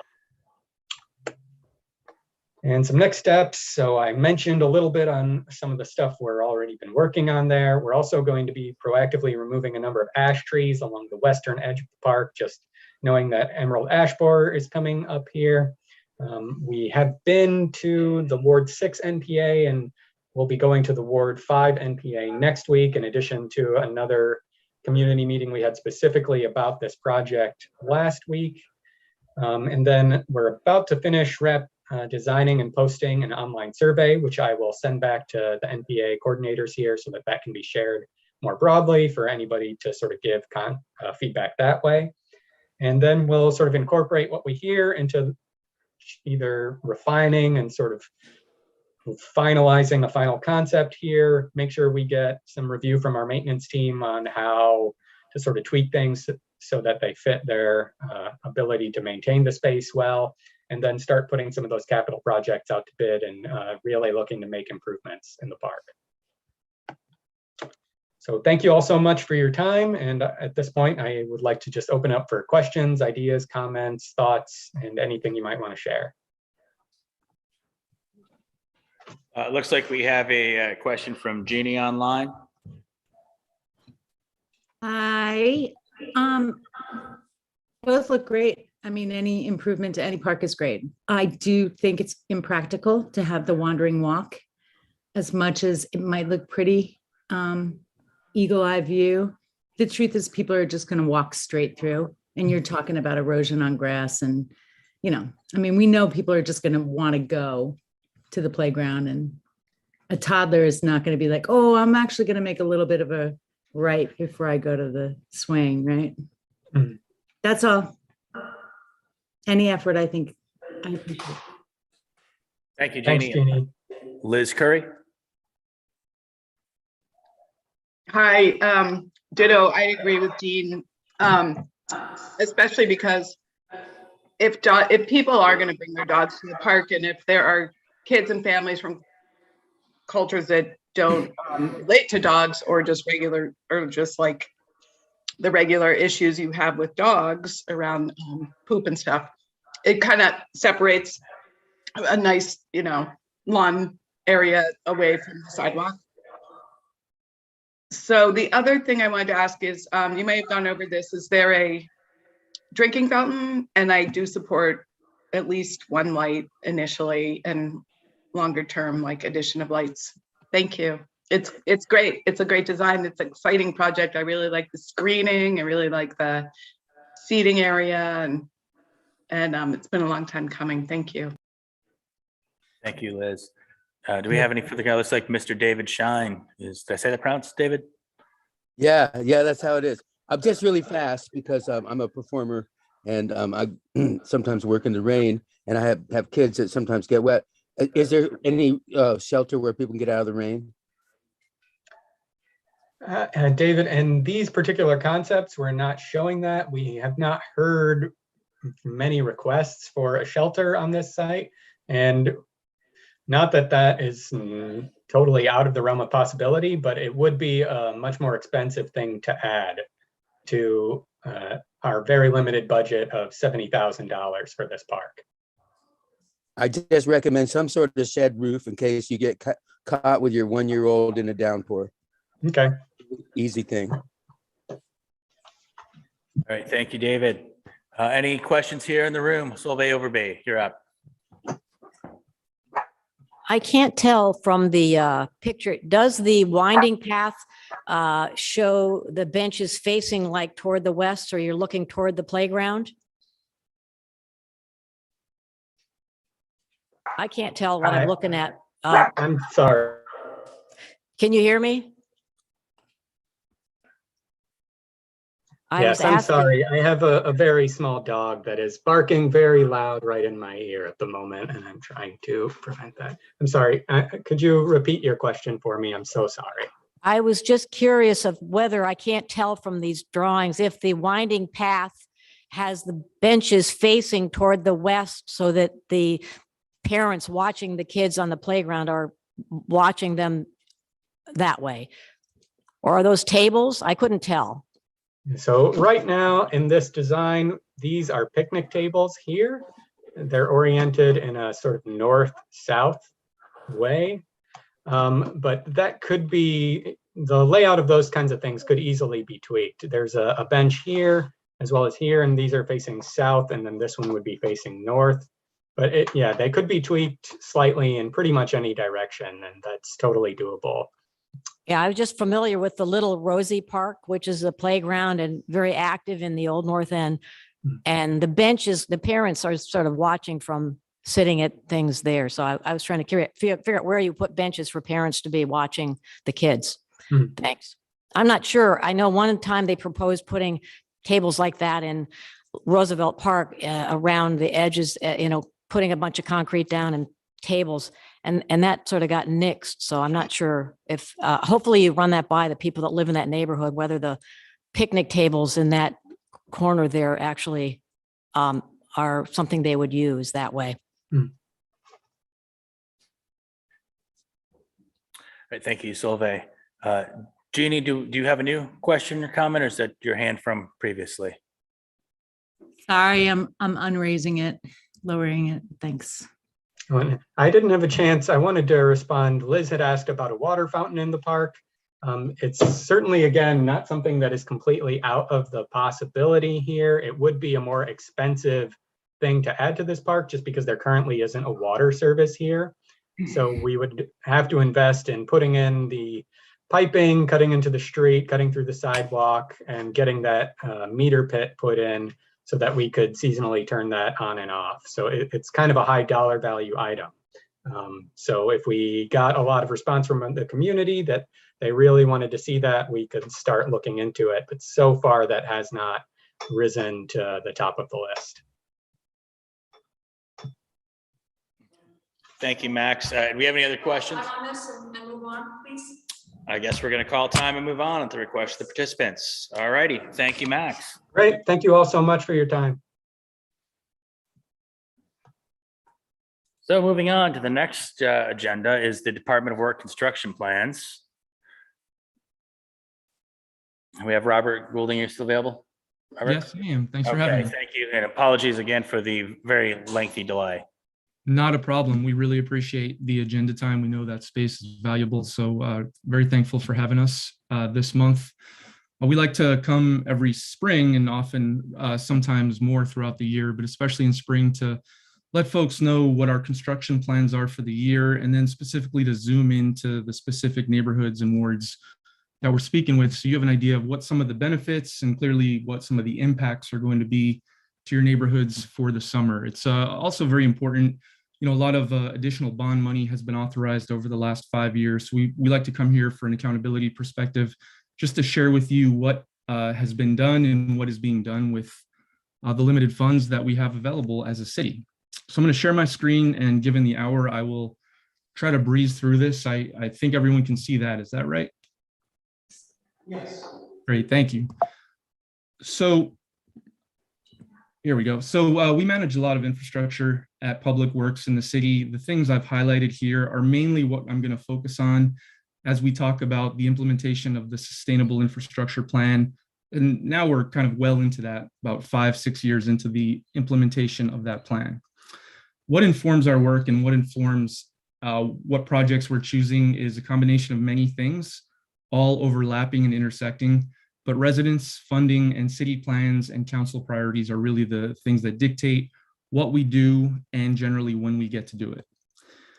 I've mentioned the Sustainable Infrastructure Plan, but if you're not familiar with that, that was originally proposed and passed in 2016 by voters, approved by council, put forward by the administration to reinvest in a lot of the old core infrastructure in the city that had not been traditionally kept up with on a regular maintenance schedule, regular replacement schedule. At first, that really focused on sidewalks, streets, and water infrastructure. The Clean Water Resiliency Plan, which we have called Sustainable Infrastructure Plan Phase 2, came next. And that came on the heels of a very challenging summer, you all may recall, at the wastewater treatment plants in 2018. I'm just going to keep breezing through this because I think you all probably get the gist, and I'm certainly happy to share this if folks want to really spend some time with some of the charts and things that'll be on these slides. But I did want to make note of a couple important funding updates. So we will begin to draw down the recently successfully passed bond that was passed in March. That will be informing a lot of our projects this year. So making quick use of that money as it becomes available. Folks probably have heard of a couple different infrastructure bills, and those bills that have passed that where money has come to the state, come to the localities, or is at least on its way, a lot of that money is targeted. So a lot of people might ask, why, with all this new federal money, can't you pave X amount of more streets? Unfortunately, as we're still learning about a lot of the complexities of the infrastructure, federal infrastructure money, we realize a lot of that is very targeted. So we can use it in certain ways, like our bridge network, but we can't necessarily use it on just repaving or rebuilding a sidewalk specifically. And across the board, I think we're all wrestling with this as residents, renters, homeowners. Construction prices are up, inflation is up, and the supply chain is stretched. That is leading to some serious construction challenges. But work is underway. You may recall, if you live in the area, sidewalk work has already been done and is underway on a couple streets in your neck of the woods on Murray and North Champlain Street. If you happen to live on one of the few dozen segments of sidewalk we're going to be getting to this year, and I'll show you those sidewalks soon, you're either going to be seeing some sidewalk signage in the green belt, or you'll be getting a flyer at your door. It really just depends on who's doing the work, but you will find out either from visiting our website or from some direct contact with staff or contractors as this work gets underway. We have a lot of other work where you'll be seeing signage or receiving mailings for if you haven't already. Just to touch really quickly on what I think is an ultra critical part of accountability for the work we do, and you'll be hearing more from Water Resources later in the summer, but we've done quite a lot of work since those issues in 2018 I mentioned. We have reinvested and completed significant, really significant projects at the wastewater treatment plants, all three of them. We have ongoing work to replace 8 miles of our stormwater and sewer network this year, including in your neck of the woods on Pine Street between Bank and College. That will be a midsummer project. It's going to be impactful. We'll be working to reach out to businesses and residents who live around that area, but that's critical to the network, but also is going to bring some short-term disruption to your walk, bike, or riding commute or driving commute. A lot of other work has been done, and I'm going to just skip over that. But I did want to make sure to let you know how we're using the money that was authorized in 2018 to make sure that some of those failures that happened at the wastewater treatment plant and some of the CSO issues that have been lingering for over a century are being addressed. We can't fix everything right away, but work is underway.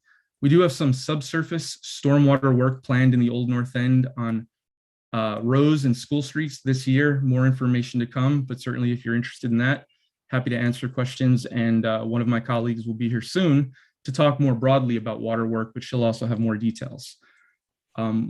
We've normally done about 1 mile of sidewalk rebuilding a year. We've now been nearly tripling or over tripling that over the last 5 years to try to get our sidewalk network back on a 40-year replacement schedule. Concrete will typically last about 40 years. Clearly, more heavily traveled streets are going to deteriorate faster. A lot of neighborhood streets in neighborhoods where the subsurface soil is really good may deteriorate over a longer period of time. But essentially, we're trying to get to the 3.5 mile mark a year of rebuilding sidewalk to make sure we're doing this on a sustainable cycle. I'm going to keep this up for about 30 seconds so folks can absorb this. I bet a lot of you live on or near some of these segments that may be impacting your daily walk to work, daily walk to school. But these are stretches of streets where sidewalk work is going on. One of the things we do in-house is very targeted concrete repair work, whereby if 50 to 150 feet of sidewalk need to be ripped up and replaced, that's the kind of work we can be pretty flexible in-house on and pivot to. We try to do about 1 mile of that a year. You can see a few dozen segments of street in the in the old North End are on our draft list right now. This list is prone to change throughout the year. Sometimes it can expand, sometimes it may not expand. If the weather's not favorable, if there's a funding complication, if there's a supply challenge, none of which we foresee or expect, those things can change. Certainly happy to share this, and I'll share some resources with you to keep track of how the work is going this year. In terms of paving, it's always a hot topic, whether you're driving your car or riding your bike. Good sound pavement is important to a safe commute. We have typically done about 2 miles of paving a year. You may recall from a previous slide, we're almost about 4 miles of paving a year at this point over the last 5 years of implementation of the plan we're working through. You can see Allen Street in your neck of the woods is going to be fully repaved this year. It was scheduled for a prior year paving job. As I've mentioned, things unfortunately do change pretty quickly in the construction industry. We expect to get to this year. We know that doesn't address every road in the city, certainly not every road in wards 2 and 3. We're well aware of some challenging sections and encourage you to report any challenging sections you see on See-Click Fix. We do have additional funds set aside for some more thorough patch repairs. Patch repair is going to be that middle ground between that full placing of the asphalt that we're doing on these first kind of 8 streets. And it bridges the gap between what we normally do with an in-house crew where we'll fill a pothole. So it's a pretty durable repair. Doesn't repair the entire street or the entire network, but it's a good bridge to the future. So certainly aware of some challenging roads in your area. The state is paving this year. We're partners with them on this project, at least in terms of making sure residents know about it and doing what we can to make it a smooth operation. The state is at this time planning a lot of night work. That is going to be noisy and disruptive. Hopefully some of that can shift to daytime work to a degree, but these are major Class 1 highways and arterials. So the way they phase that work may be challenged by the volume of traffic expected during the day. You can see the streets that are definitely happening in 2022, barring complications, all in or really adjacent to your neighborhoods. But hopefully these are going to make a big impact on the network. And if you happen to bike or drive to work, to school, hopefully this aids your daily commute. We have some transportation improvements in design or planned for this year. The North Champlain two-way protected bike lane is tentative this year. We had expected to get to it last year, but complications on design and contractors led to a delay. We expect to have a good shot at doing that this year, but more details to come on that. We'll be building a shared use path on the entire length of the east side of Mansfield Avenue. Some work on University Place, which I have on a later slide. May not get to that today. We're exploring bike lanes on Plattsburgh Ave, which is being repaved this year, and we'll be meeting with the community on a meeting that we're advertising over the next few days, actually, and that meeting will be later in May. We've also expanded and working with the vendor to expand the electric bike share system. I'm going to breeze through these right now, but a couple big projects are ongoing or about to really roll out. Shelburne Street Roundabout, certainly happy to answer specifics, but I'll breeze through that since I think most folks are generally aware of that highly complex, complicated, but ultimately I think beneficial project going on in the south end. Champlain Parkway did receive approval from City Council to start its first phase of construction, likely to start this July. Would hope that that phase would be completed in 2024. A lot of upgrades, a lot of benefits come from that project. Much more information available on the left side of your screen. Certainly, again, if there's time for questions, happy to take those. We want folks to be mindful. There's a lot going on in the south end and a lot going on in the corridors into our city. We've been mindful of that, and we have a project sequence that we shared with City Council and at the DPW Commission to show how the phasing and the staging of this work would work. Champlain Parkway Phase 1 comes first. Main Street, Great Streets, Rail Yard Enterprise Project, as you can see, come next in design and permitting right now. Then the last phases of the Champlain Parkway come after that. There's a phasing plan in place. Construction changes things all the time, but we are working to stick to this to make sure that the work is phased in a way that's beneficial to the neighborhood and the city. I won't touch on Main Street too much. I think you've heard from my colleagues and hopefully heard more about Main Street, Great Street. It is a major revitalization project, taking space, reallocating it to pedestrians, to stormwater, to cycling infrastructure, still a main corridor into the city. We're still mindful of business impacts. Right now, we're looking at a couple different concepts that we've shared with City Council, shared through a couple community meetings, and we'll be back to City Council for a regulatory decision on May 23rd. You can still take a survey to let us know what you think about our concepts at greatstreetsbtv.com. We'd love to get your feedback. That's open for a few more days. Other projects of note, I've mentioned Mansfield, I've mentioned quickly University Place. I'm not going to dwell on these, but if they are of interest, I'd love to share more details now or later. A couple upcoming key dates, and then I can wrap up, is through this week, you can still take the Main Street survey available at greatstreetsbtv.com. You'll get to weigh in on those different concept plans that we've shared. There are aesthetic differences. There are some functional differences. Overall, the project, again, has some core benefits that will bridge all the concepts, such as the stormwater benefits, replacing aging infrastructure underneath the roads, repaving the roads, and building wider sidewalks, as well as multimodal enhancements for the bike network. On the 18th, we'll be going to the DPW Commission. If you're interested, you can also watch another Main Street Concepts presentation. On the 23rd, I mentioned we'll be going to City Council. And on the 24th, I just wanted to make folks aware to the subcommittee of the City Council, the Transportation, Energy, Utilities Committee. We'll be talking about sidewalks. If you have an interest in our plans for the year in greater detail, or how we landed and land on our list for any given year, we'd love for you to hear that presentation, that discussion. We'll also be talking a little bit about the Champlain Parkway at that TOOC meeting. TOOC is the acronym for that subcommittee, and there's always more on the agenda. So we look forward to having folks there. They're sometimes very well attended and sometimes sparsely attended, but they are always good, robust discussions. There are resources I'll leave up on the screen as I end my presentation, just for folks to be aware of. If you or anybody you know has limited English proficiency barriers, we have a service that we've signed up for called Telelanguage. We generally can get real-time interpretation between business hours to work with a member of the community if they're having issues with their water service, if they're curious about a project. We can try to work with you in real time, and certainly we'll try to work with you. If it can't be real time, we'll make it work. If there's information you or a community member wants to know, we'll work with you on that. Our construction portal, you can find it on the DPW homepage, but it's a great resource if you want to kind of look at a map and figure out where projects are happening or toggle on specific projects. Maintenance requests, call, email, use C-Click Fix. We get 3,000 a year.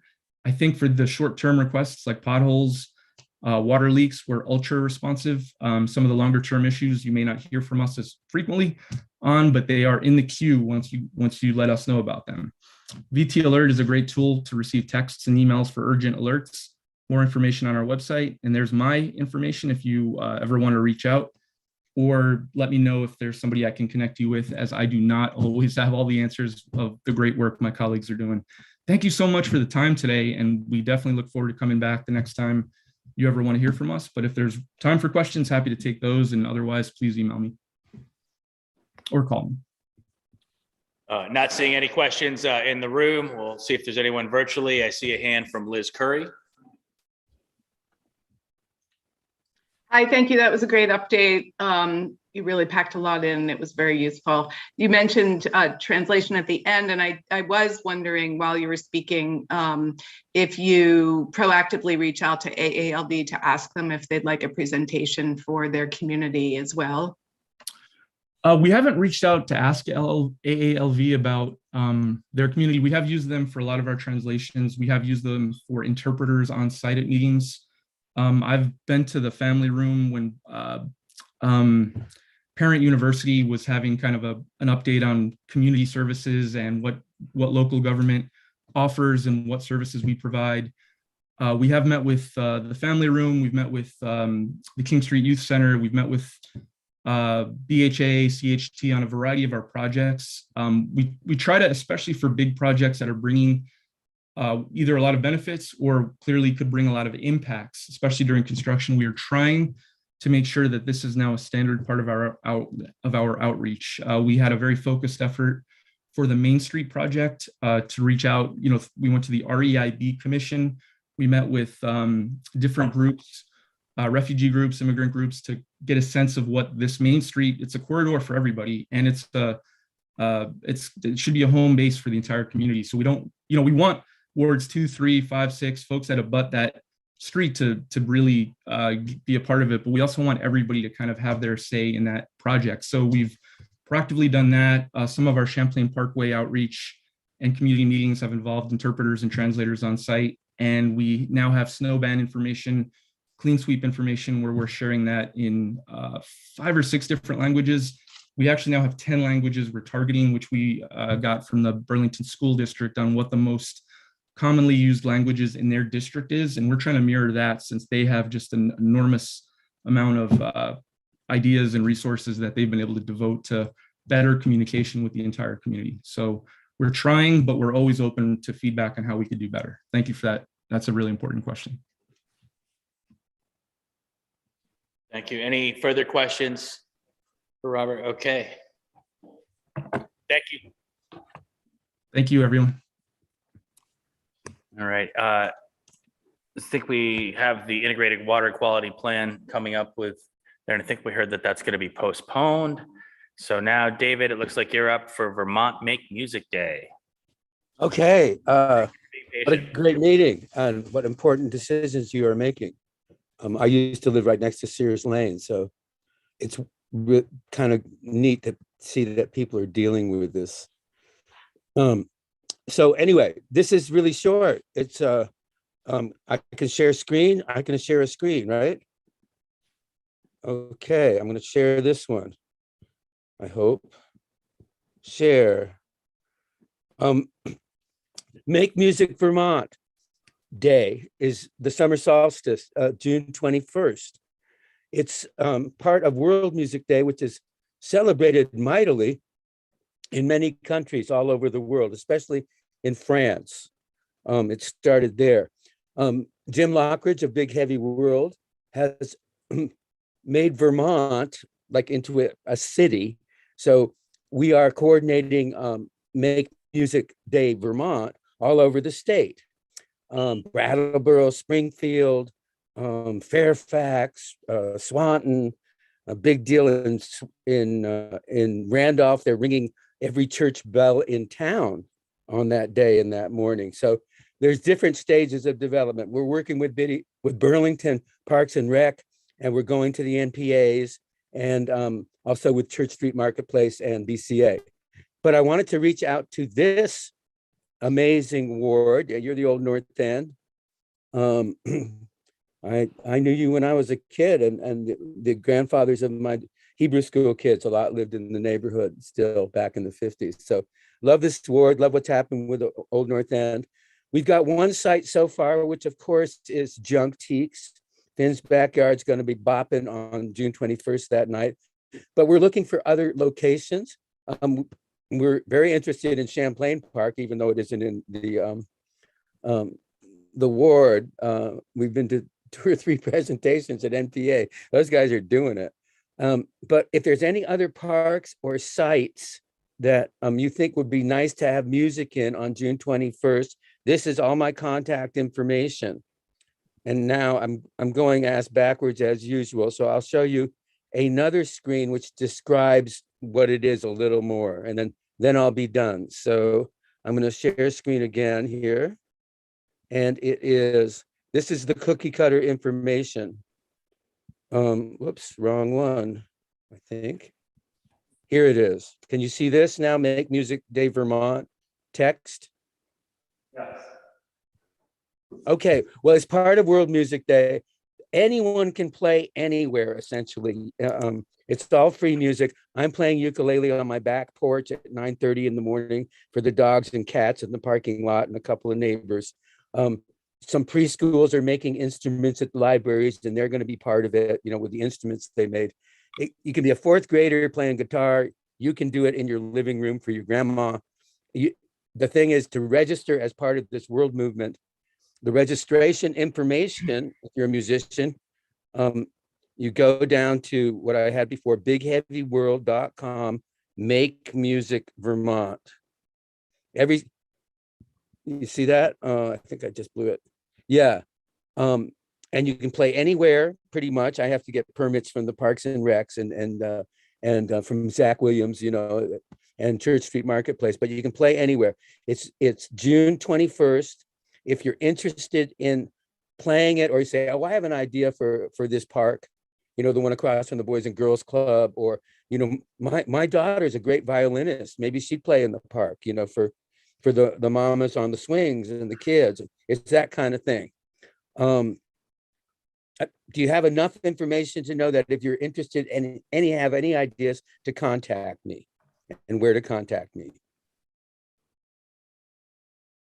That's a question.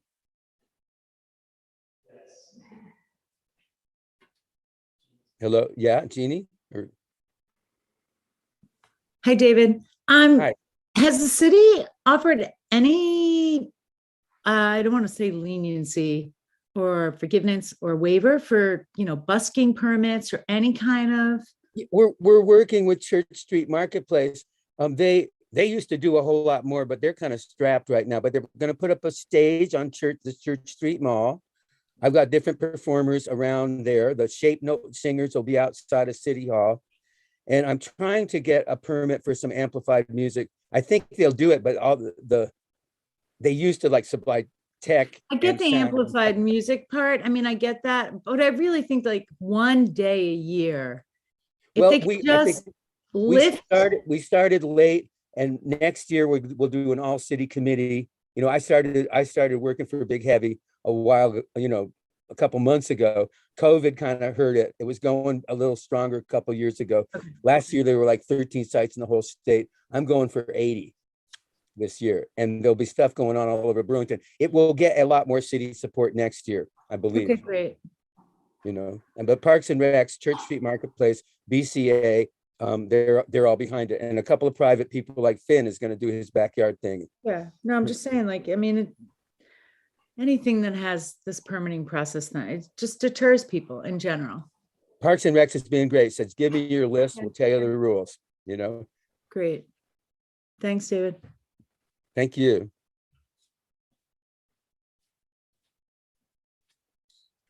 Okay, thank you, David. And moving on to the final agenda item to this evening, we will be getting our legislative updates from the City Council, School Board, and state representatives and senators. I think I saw Councilors Bergman and Councilors McGee here. I don't know which one of you wants to go first. Let's go with Councilor. I think that Joe is gone. Okay. I can be real quick just to say, I think that the most important thing for people to understand is that the council right now is looking at the budget. And if you want a one document that is most important in any organization, it's going to be the document that deals with what you spend. And that's what the budget is. And so we have got several meetings that are coming up this coming week. And let me just share those with you. On Monday night, they're going to be making presentations about the DPW, the airport, the library, the attorney's office, parks, and the capital budget. That's all a lot of stuff. It'll be held both live at the Sharon Busher Conference Room in City Hall on the ground floor or by Zoom.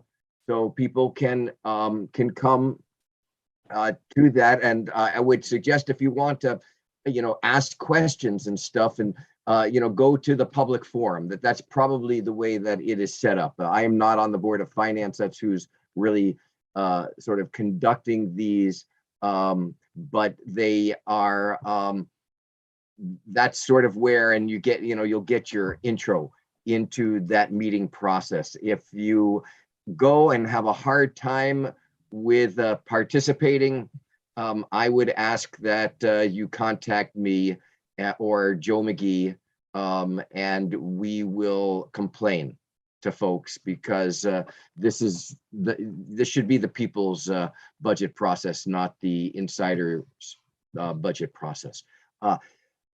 It's weighty stuff, and it's real hard to sort of like understand how all of this stuff is working, and they're operating at high levels. So one of the things that's really important for folks is to be clear about what is working and what is not working with regard to a particular department, and laying that out and asking them to comment about it and how the budget relates to that. Very important. That is where the rubber meets the road. And for those of you who know that I was fighting for a consolidated solid waste system, you will know that there was a lot of pushback by the Department of Public Works because they said they didn't have the staff resources. This is where those arguments get really decided. And, we work based on the budgets. So on Monday night, it's at 5 o'clock. There'll be that meeting that I talked about.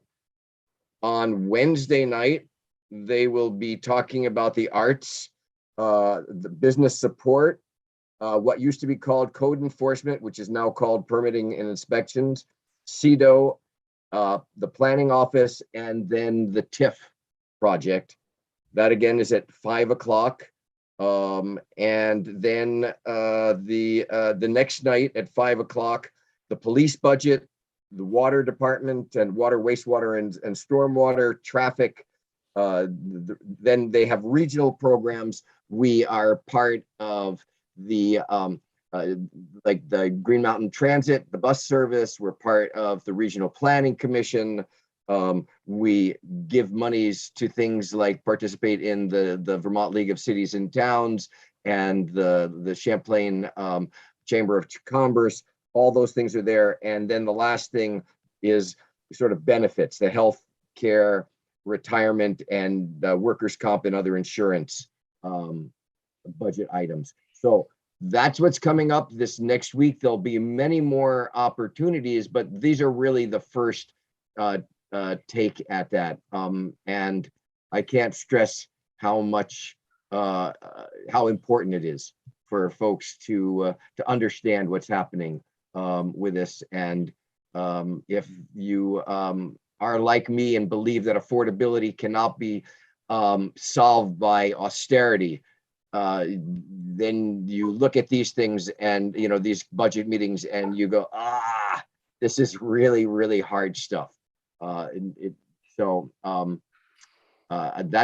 the big report that I have that I want to encourage people to do. And you can contact either myself or Joe about this or any other project, and Perry as well. And I'll leave it at that. Thank you, Councilor Bergman. Looking at our list here, looks like we have School Commissioner Waltz. Actually, Polly is an attendee if you want to promote her to panelist. It sounds so much more fancier than it really is. You know that, right? As much as I think what is mostly on people's minds is talking about the high school, what's really on, I would say, the district's minds is filling these leadership positions as in principals and the BTC director position. So there's been quite a few forums, lots of surveys. So, obviously that feels more important than talking about the high school. But I am here to talk about the high school also. Actually, Polly loves talking about the high school. You want to take the proverbial baton? Sure. Hi. Welcome to summer. Can you hear me? Yes. Yeah. Okay. Sorry. So I would just say about the high school and tech center that since we had our last NPA meeting, the board decided on one of the options that was presented, and that is option C. And I believe those design concepts are still available to people, but basically the architect's recommendation and the board consensus ultimately was that made best use of the actual topography of the site, made best use of funds in that it was the least expensive option proposed, and gets us what we need, which is a new high school and tech center on Institute Road. So this is my daughter, Bernadette, by the way, everybody. 5th grader going into 6th grade next year. We have a really tight timeline, and some of the factors we are contending with right now are the demolition of the current school and getting funding, hopefully from funds earmarked for PCB remediation. We'll see if that actually happens and comes through, but that's one of the factors we're dealing with. Also funding for the school itself. We're looking at getting our ballot language together by August to get everything ready to go for a bond vote in November. And the architects are working now too on some of the schematic designs that are more detailed. So stay tuned to all of that. Thank you. And I can add that was the option C was the most timely option as well as affordable. Well, I mean, millions and millions, not necessarily affordable, the least expensive. And yeah, so I just want to clarify schematics, the idea that the next phase of decision-making is going to be not totally detailed, but definitely prioritizing how the space is going to be used. And there's been a lot of conversation about Burlington Tech Center and what that should look like and how best it can be prepared for future tech. You know, I mean, anything about the, you know, tech education could change overnight. There's innovative things happening all the time. You know, we've got somebody building electric planes, right? In South Burlington, anything can happen. Are those spaces going to be able to change or flex or be adapted, whatever word you want to say, so that they don't become obsolete? So that's really important to figure out, supporting also a regional approach to tech education, because as you must know, Burlington Tech is not just about serving Burlington students, but also I can't remember how many sending districts there are, but 9, I think. is it 9? But but there is another tech center in Essex. But anyway, having a comprehensive plan where collaboration is happening, especially knowing that there's another tech center, you know, not duplicating things, in a way, basically putting our heads together to best serve the students, but also to do it in a resourceful way. So what else? And, you know, we're almost over the finish line. I don't want to jinx it, but weighted pupil decisions, what is it? S287 had a unanimous vote on the floor, and it's hopefully crossing Scott's desk, but I don't know, maybe Brian can tell us. I know that there's a weird thing that happens if he doesn't sign it by the end of it's not necessarily an automatic veto, or is it? So, wow, I'm learning all about how the government works by being interested in this particular bill. But it's fairly promising. So I'm not jinxing it, but I'm feeling confident. Thank you. Do you have any questions for our school commissioners? Okay, moving on to Mr. Chena again, who looks like he has returned to Burlington or returning to Burlington. Yeah, I'm just after being on Zoom, I'm like walking around the Old North End. I'm feeling very Old North End story right now. Like, you know, like the NPA is gonna fight tonight. Just kidding. But yeah, we just adjourned like as the NPA was debating the encampment. So that's why I was like jumping in and out. And a lot happened. I'm processing it all. I'm kind of in shock. To answer the question from the school commissioner before me, there's 3 options. The governor can sign a bill. The governor can let it go into passage without signature, and the governor can veto it. And this bill has cleared the finish line, and it's on its way to the governor like so many others right now. Maybe I'll just quickly highlight 2 things that, well, I'll say 3 things quick. I'll try to make it quick though. Like 1 sentence. So we passed H 410, which was a combination of 2 AI bills into one, and it looks at the use of AI in state government. And I won't get into all of the details, but it creates a division of AI, and the Agency of Digital Services hires an AI director and creates an AI advisory council to look at all the ways the state is using AI, how it could use it, how it can maximize benefits, minimize risks, and providing a transparent inventory of all ways that it is being used with lots of info about the technology. So that's one thing that made it to the finish line, is on the way to the governor. Another thing is these housing bills that we passed.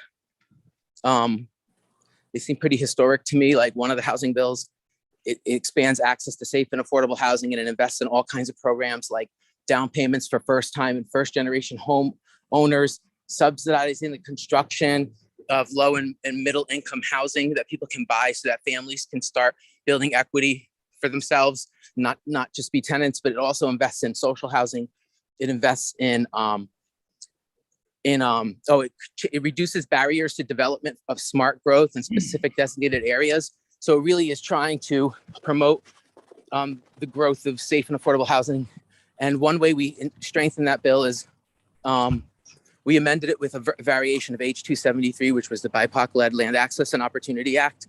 And so what we did is we added a board into the system of housing that's going to influence all of the policy and spending decisions of the entire system and try to help the players address inequities and disparities as this money goes out and beyond.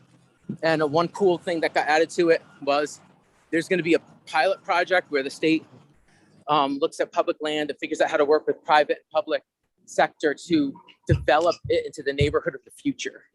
And what that means could be really cool if you think about how do you build an environment to be equitable from scratch.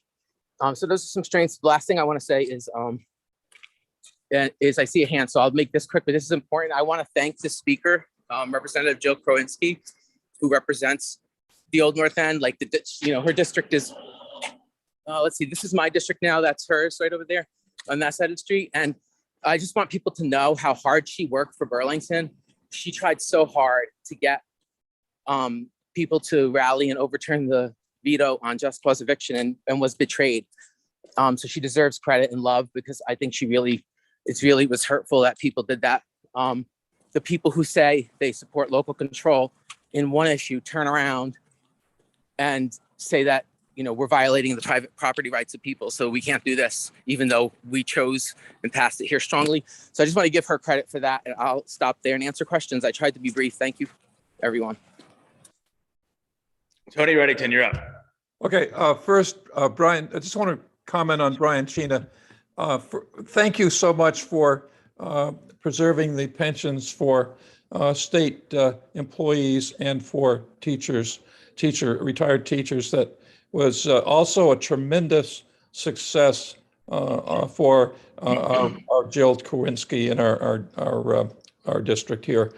Great work. And that hopefully will settle. And sometimes we forget that 1 out of 5 people who have a job in Vermont work for either local government, state government, or federal government.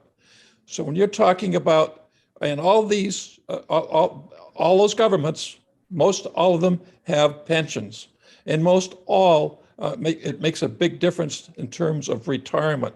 And when you retire, we spend most of our retirement monies that we get from our federal and state and local government jobs right here in Vermont. Second question, which is really a question for you, Brian, and you know this is a theme of mine, which I said when I first spoke at the beginning of the night, I said, the city of Burlington and the state of Vermont do not provide one single unit of shelter security and 30% and actual affordable housing like the 2,500 households that receive such help from the federal government. Is there a single unit in all that housing money that will actually provide someone who is on the waiting list in Burlington, the 1,000 households, for 30% income match rent and security that the housing choice vouchers provide? Did you pass a single unit this year? It hasn't been done in the past. I'm still looking for an historic change, and I'll be bringing that same concern to our city councilors because we could do so here in the city, in the budget. So I can't say that I recall something as specific as what you just said, but what I can say is that there's investments going into trying to create more options, and there is money going into the VHCB for them to work. I think one of my biggest issues, and it is that you might be alluding to this in your question, is that, and here we are in Pomeroy Park.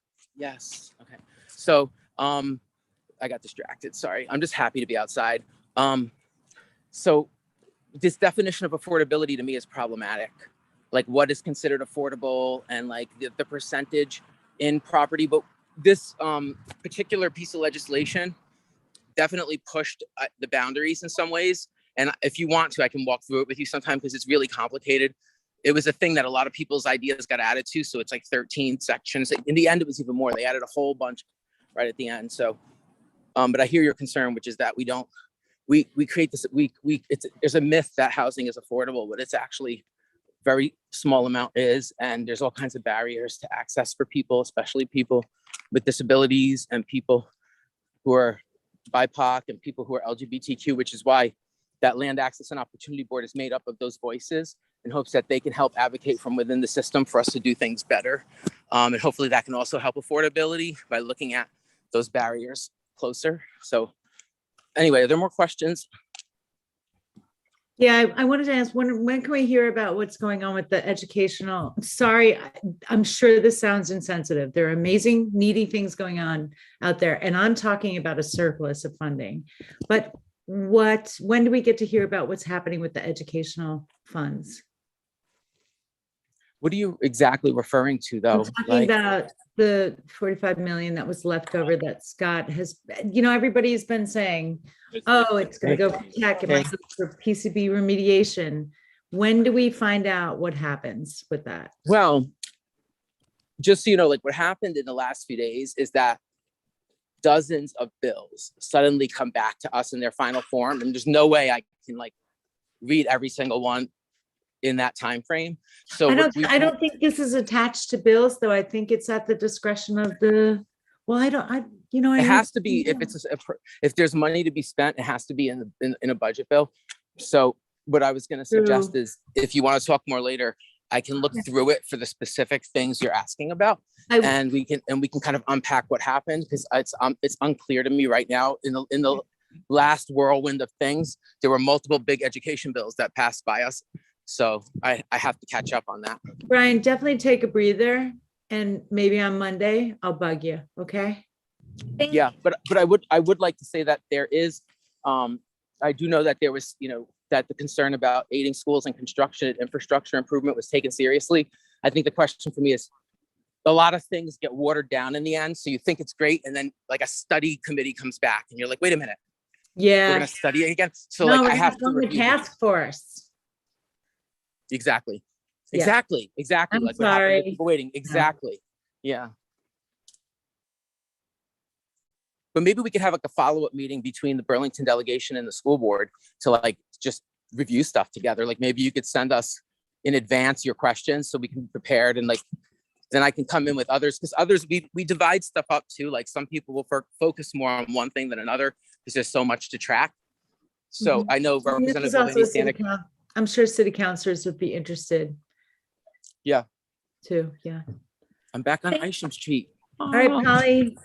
Were you The, gonna say the something? number we heard was there was 90 million in of surplus in the ed fund, of which 45 million Scott had earmarked to possibly use toward tax relief, not specific to education. This That's came right. up when we were talking about passing the Burlington School District budget and not knowing whether or not there would be that money, because these things don't get decided until May, and we have to put forward a budget that gets voted on town meeting day in March. So this is where this was coming from. And then back to the whole question of funding for the high school. And I don't know if those things overlap at all, but the hope was that there would still be that money available to education specific causes. So finding that out would be awesome. Thank you. You're welcome. Okay, so this is Charlie back at headquarters at the Old North End Community Center. We have a 9 o'clock firm shutdown date, so you have 1 or 2 more minutes to make your final comments. Thank you. Last call for comments, going once, twice. And Gone. you know, what I'll say is that I do need a little bit of a break, but I don't, you know, I'm meeting with constituents starting next week who've been wanting to check in. So people could email me, we'll find a time, we'll talk, you know, we'll catch up. If I don't know everything, I can look it up, I can ask for help. You know, I'm happy to, like, if you've emailed me and you haven't heard back, I'm going to go through all the emails. I've been prioritizing people I disagree with who ask me to speak with them. And it's been interesting, especially around the transgender rights stuff. But if people just tell me your opinion or express your support, usually I triage you later and come back to you because we're on the same page and I want to give attention to those who may not be represented by me. So just feel free to reach out, whether you agree with me or not, we'll talk. Sorry if I missed your emails. Thank you. All right, thanks, everybody. Anybody want to put forth a motion to adjourn? I'll make a motion to adjourn. All right, seconded by Molly Klepek here. All right, all those in favor, aye. Aye. Have a good night. Enjoy. Thanks for being